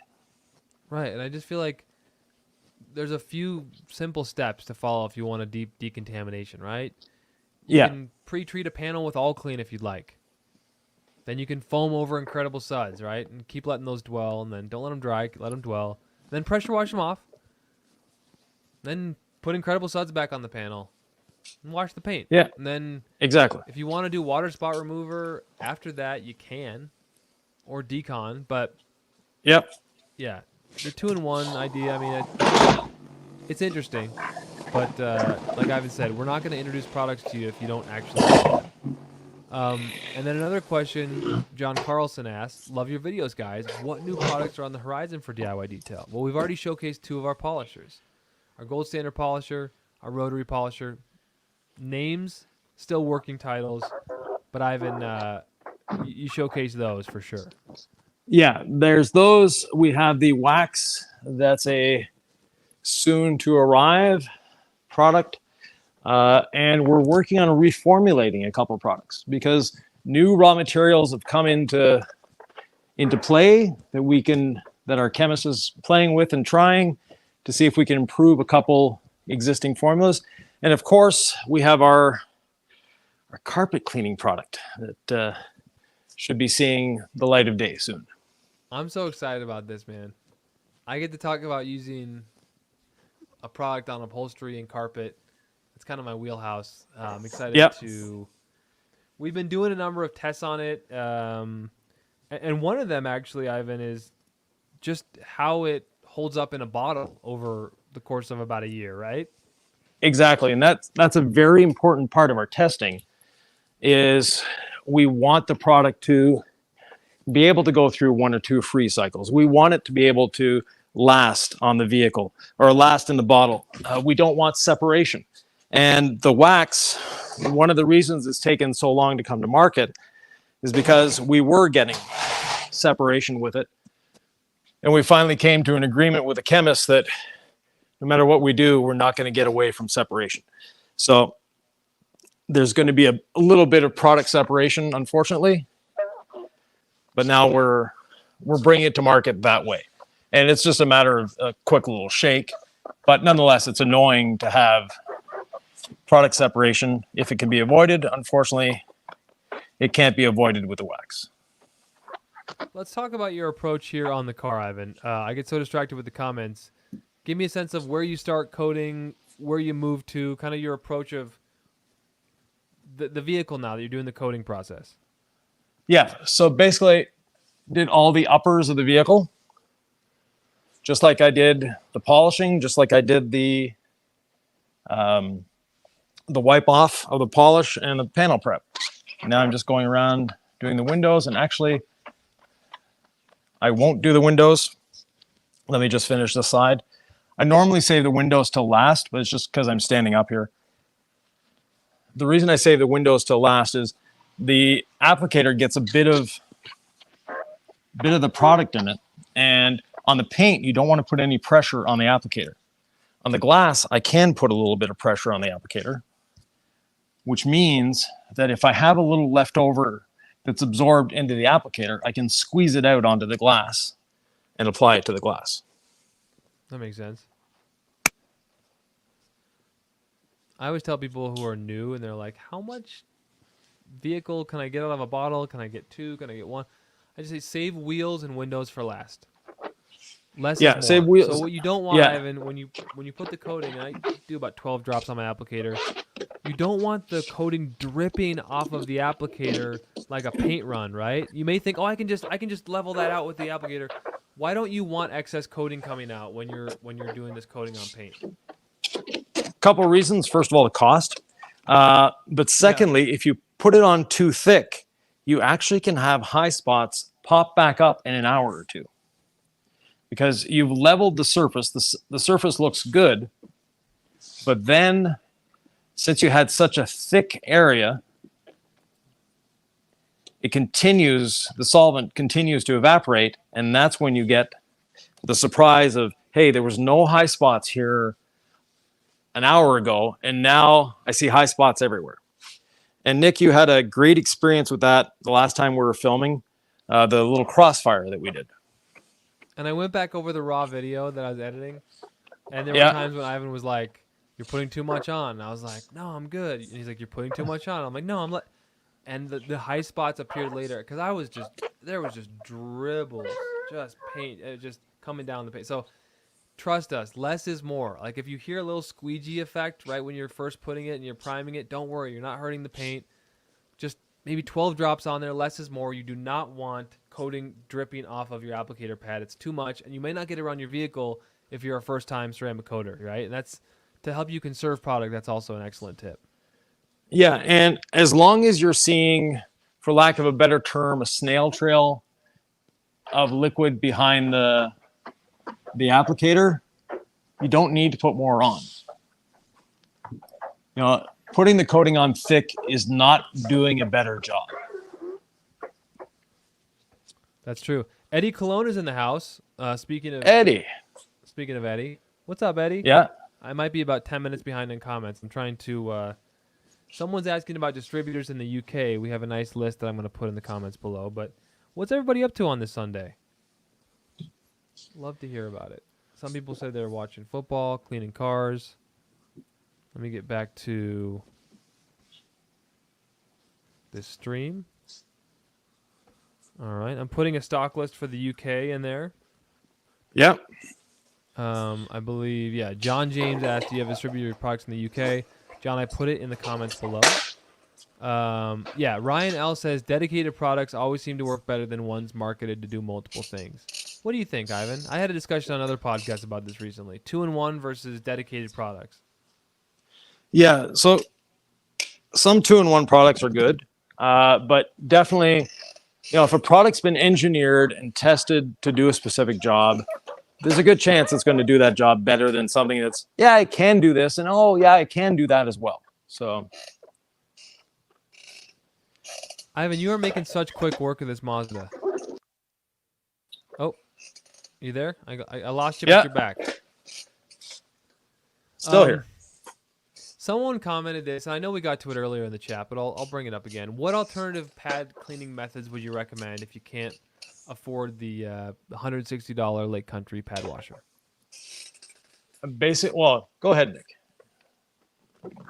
I mentioned the method before. It's like after a section pass, you take your wool pad, your waffle pad, put it in your bucket of rinseless wash, you wring it out, put it back on the pad, then you free spin. Exactly. You've also shown our interior cleaning towel, and you just run it against the pad. What do you make of that method? The towel against the pad. Yeah, a rinseless dampened towel against the pad works as well.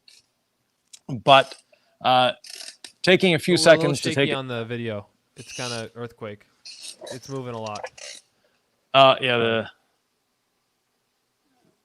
I think the battery is leaving us. Okay, it's vibrating on you, huh? Okay, I just want to do that for the viewer. I appreciate you, Sylvie. I just want to make sure the viewers aren't. So you notice I just dropped the applicator. Okay. Oh, it's vibrating again. It's safe now.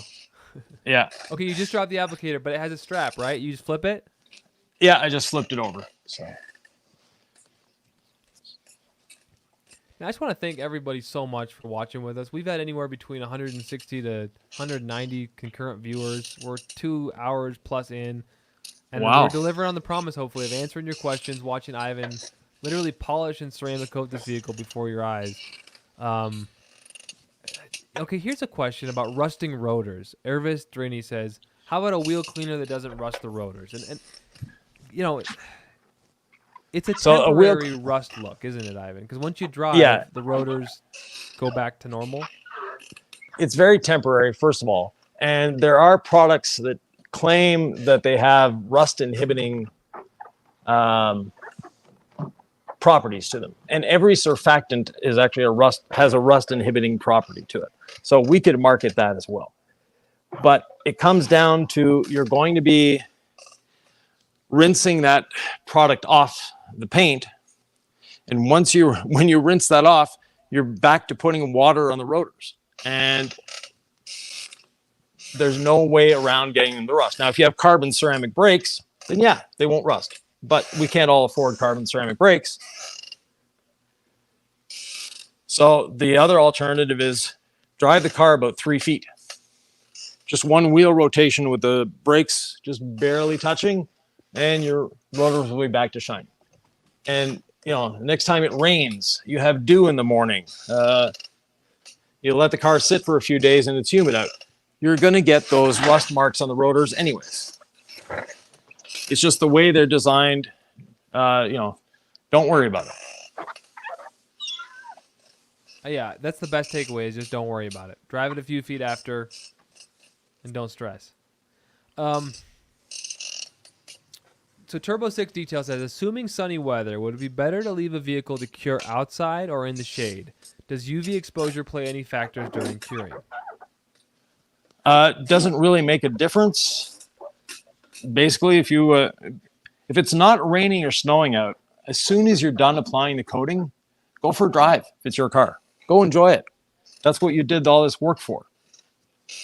It only Right needs to afterwards? cure. Yeah, nothing's going to happen to it unless it gets wet. So if it's a beautiful sunny day, then you've got absolutely nothing to worry about. If you're a professional detailer and your customer wants their car back, as long as it's a sunny day and you tell them not to wash it, they'll be fine. Now And if it's raining, wait an hour. Okay. Well, speaking of rain, I want to ask you this question. With waterless wash, will presence of rainwater dilute it enough to jeopardize its ability to safely remove dirt? No. As long as you're putting enough of the waterless wash on, you're good. So you can err on the side of applying more. Yeah. Are you not coating any of the trim here because it was oxidized? Yeah, the trim is very oxidized, so it's going to be a little later on a solution finish job. A solution finish job. Yep, there you go. Afishal is obviously a loyal viewer. Says, is the wax that Ivan applied on the Fiat, which I don't think you applied it on the Fiat. I think it was a different vehicle. Applied directly in sunlight. Yeah, that was my daughter's car, a little Elantra. And that's the wax that he's asking about. Like, is this the same one the DIY is coming out with? So, yeah. Yeah, so basically you can apply it in direct sunlight, do the whole car, and then maybe go for lunch, come back and wipe it off. We are still accepting people's ideas for naming the new polishers. So that's a question Wangoom17 asked. I did want to also bring up another one, which is like, we tell people that flashing, can take a couple minutes and sometimes. Like, you seem to be wiping pretty quickly. What are you seeing on the paint that allows you to level with your green coating leveling towel so quickly after applying the coating? It's very humid in here.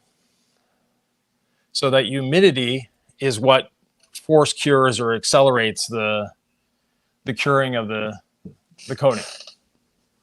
And basically I'm putting it on very thin as well, which has an advantage of allowing it to cure or cross-link faster.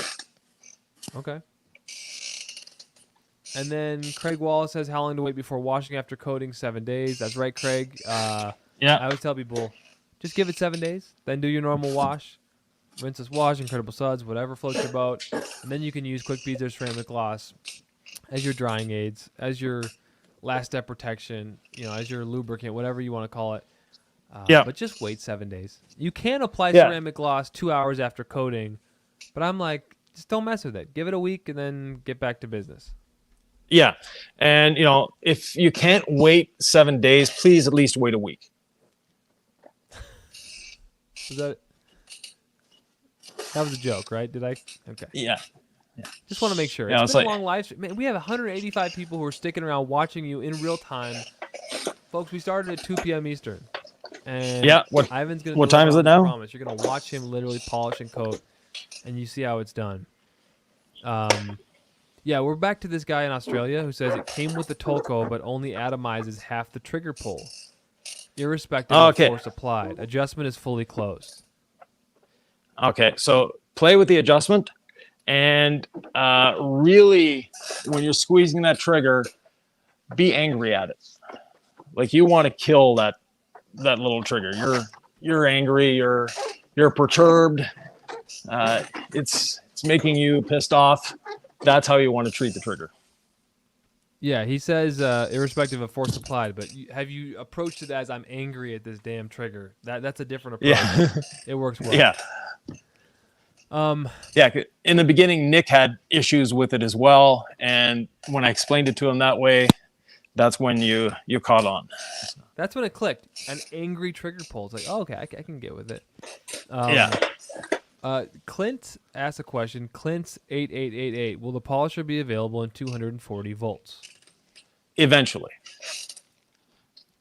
So basically, the first shipment will be 110 volt only, or 120 volt, depending on how you look at it. Excuse me a second here. There we go. The real world. And then after that, we'll be expanding to different markets. But the problem with Europe, Australia, etc., Asia, they have 220 volt, but they all have, not all, but there's a lot of different plugs as well. So it's just maintaining that inventory for all those different plugs and getting the distributors on board that are already selling tools from other companies. So if the tool is popular in North America and there's a demand for it, then they'll do the effort of importing it to Europe and other countries. There you go. So it may take some time. I'm watching you doing very, very big circles with your applicator pad. Something you taught me. I thought it would mean you'd be missing spots. But tell me about the philosophy of big circles as you apply the coating. It takes less time. It's a lot easier on my body. And yes, I am covering absolutely everywhere. Yeah. All right. I'm going to put up another comment. Helio Castillo says, I don't have any kind of machine to polish, but what are the best ways to get my car clean using DIY detail products without a polisher? Helio, I can answer that for you. You go ahead and wash with Incredible Suds or Rinseless Wash. Use our decontamination towel, our perforated synthetic decontamination towel with iron remover as the decon step. You can even use water spot remover to really get rid of those deposits, from salt, and if you live in the winter, snowy roads. And then you go ahead and I should be back. Yeah, Ivan's back, and then use something like ceramic gloss or quick beads after you've washed for protection and slickness while drying. Water beads for months and months. You can get an incredible. I think ceramic gloss. I don't know. I just think it has a pop to it. Even rinseless wash, decon towel. If you don't want to get the iron remover, you could even just use rinseless wash to do your decon. It'll get most of what you're going after. Iron remover helps, I think, but a little bit better for a deeper, wash. But again, he's asking, how can I get great results without polishing? That ceramic gloss at the end after a thorough wash and decon will be very definitely. Like, Ivan, you said your son-in-law thought this was done after you washed and deconned it? He thought the coating was on? Yeah, he thought I had polished and coated it. And this was, just perforated synthetic decontamination towel with iron remover. No gloss enhancement whatsoever. But just that deep cleaning made it glossier, made it shine. From a distance. Up Andre close. says, can you reuse the applicator for a second time? Yep, just put it in your bucket of rinse wash, let it soak for 30 minutes, then throw it in the wash. Same thing with Exodus FX says, do you trash the applicator and towels you used for coating, or can you wash and reuse them? Put them in your bucket of rinse and wash, let them soak, or maybe you put them all clean in a bucket, let them soak for at least 30 minutes, longer if you'd like, and then you can go ahead and put them in the wash or reuse them. Oh, Big Car Killer says, Nick, your mic is half of Ivan's volume. Well, dang, I hope it's okay, guys. What do you guys think? It's kind of long into it by now. Craig Wallace says, would you coat the windows if they weren't already done? Yes, well, the side windows I will coat. It's just the windshield that I'm not going to coat because it's already been done. So. Okay. Does that change the volume? Check 1 2. Check 1 2. I don't know. That may not. So Mark the Bike Washer asks, would a separate glass coating be a better choice than the regular paint coating for glass? Yes and no. So if the company has a glass coating, then you may need that. But there are coating formulations vary from one company to another. It's not cookie cutter. And in our case, our paint coatings work spectacularly well on windows as well. But there are some companies' paint coatings that you put them on glass and they're useless. Right. But ours work well. What's the largest vehicle a single bottle of ceramic coating can coat?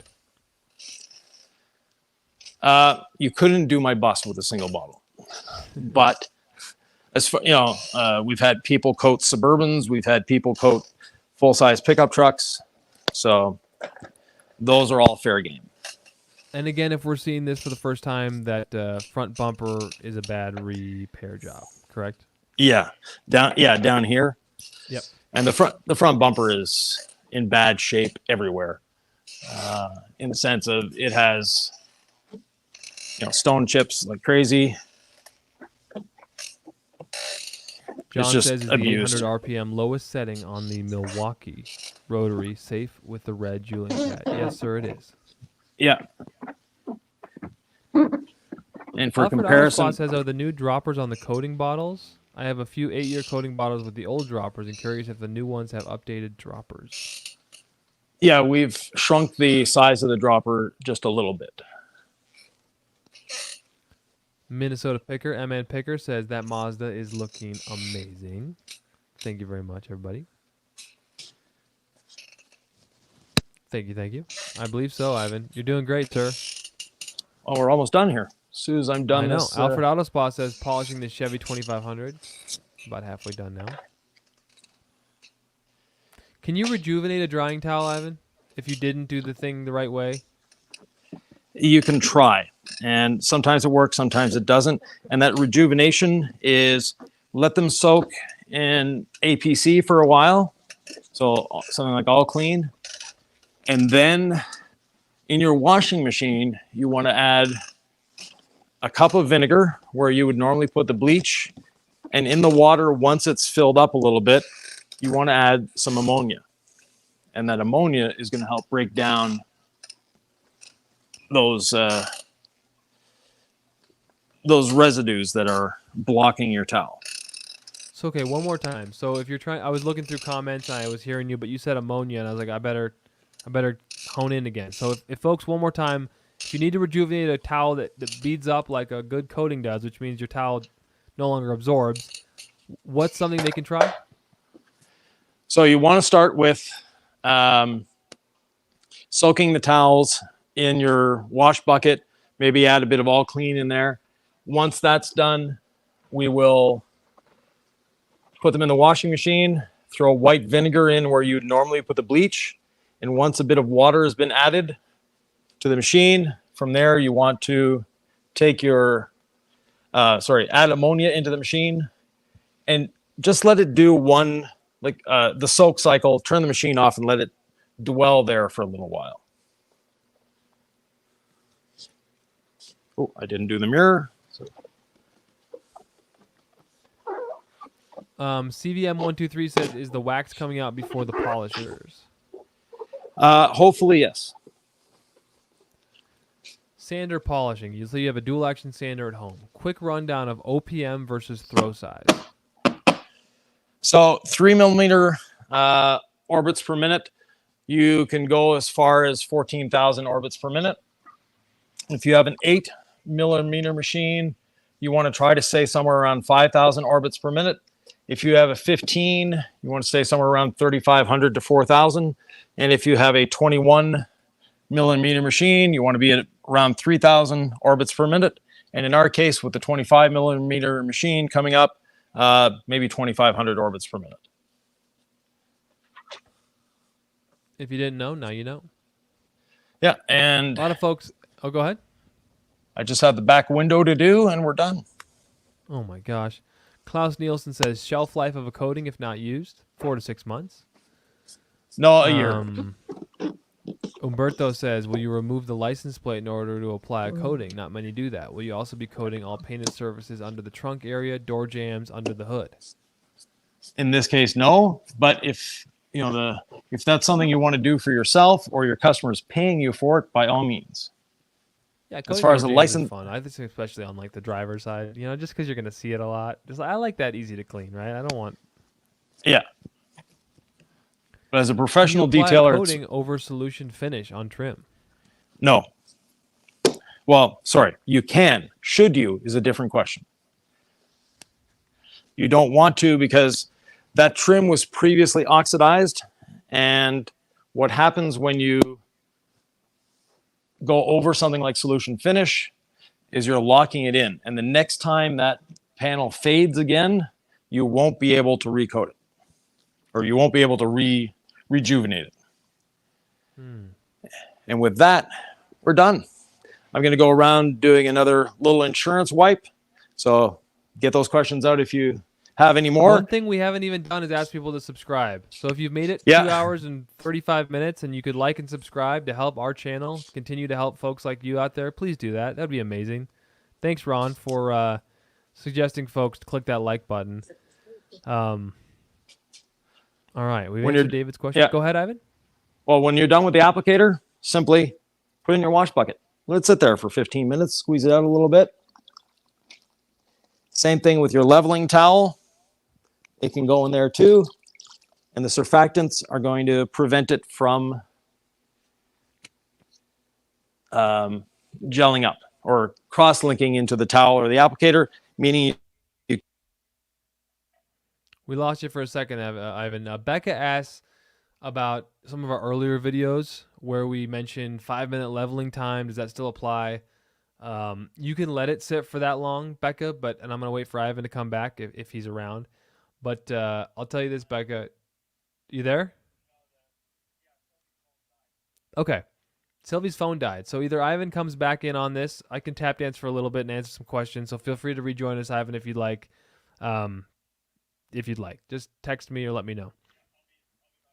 Okay, Ivan's going to get back on the chat and answer a few more questions. So, Becca, all you want to look for with ceramic coating leveling, you want 50% of it to flash on the surface, that oil slick on water. When 50% of it's gone, go ahead and level. So you can leave it up to 5 minutes, no problem, but it was super humid in the shop with Ivan, so you're actually just looking for that visual cue, and you don't want your towel getting all wet as you're leveling. If it's getting all wet, you're leveling too soon. If your towel isn't getting all wet, we're talking about that first one, right, that green one, and we like to have 2 different colored towels when we level our coatings so you can keep track of it. Otherwise, this one becomes that one. It's nice to have the green one. It's a short nap coating leveling towel. We don't want it to get wet. If it does, we're leveling too soon. Then we have the insurance wipe, and that is just to make sure we're getting excess coating so there's no high spots. All right. Oh, dude, Ron left us a $20 super chat, Ivan. Oops. I'm adding you back. You there, Ivan? Yeah, I'm here. Well, thank you very much, Ron. I may not be able to hear Ivan, but can Ivan hear me? Can you give me a thumbs up, Ivan? Okay, yeah. Ivan can hear me. I can't hear you. So if you move your mouth, we've lost our audio-visual connection, everybody. We lost a phone. We made it almost 3 hours, which is a pretty marvelous thing. Daniel White says, you don't have many gallons for sale. Ceramic gloss is one. What other products come in gallon sizes? Ivan, you want to talk about the gallons? Yeah, so we have ceramic gloss. We have quick beads, incredible suds, rinseless wash, panel prep we don't have yet. That's coming. What else do we have in gallons? Oh, all clean. Interior clean and protect.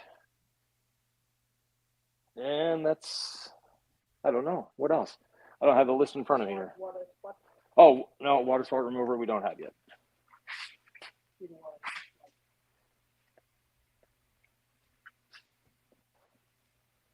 Go ahead, Nick. Okay, so I no longer can hear Ivan. Ivan, are you still talking? Okay, here's what I'm going to do. Ivan, why don't you go ahead and do a send-off? So there's a few more questions that I can respond to. I'll keep responding to in the chat. Yep. But Ivan, why don't you send it off and let me know. Is there anything else you want to... I'll throw a couple comments out here. Like someone said, you say that you can only two-step once in the lifetime of a vehicle. Well, then what if I get defects again, right? So that was a question someone had. And then a lot of people are just saying that's a super glossy, awesome car. So I'm going to answer a couple questions, and then when you signal to me that we're done, I'm going to cut it off. Love you guys. You've been amazing. Very good. So thanks for joining us. I'm just doing basically an insurance wipe. So I'm going over, making sure that there's no high spots left, that I didn't miss anything, and taking an opportunity to inspect the vehicle one more time. And at the same time, it's fun to feel the slickness.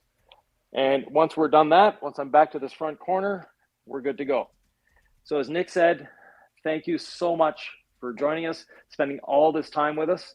And thank you for all your questions and comments. If you're watching this after the live feed, we still will be monitoring questions. We'll still be monitoring comments. So please feel free to leave your questions and comments there.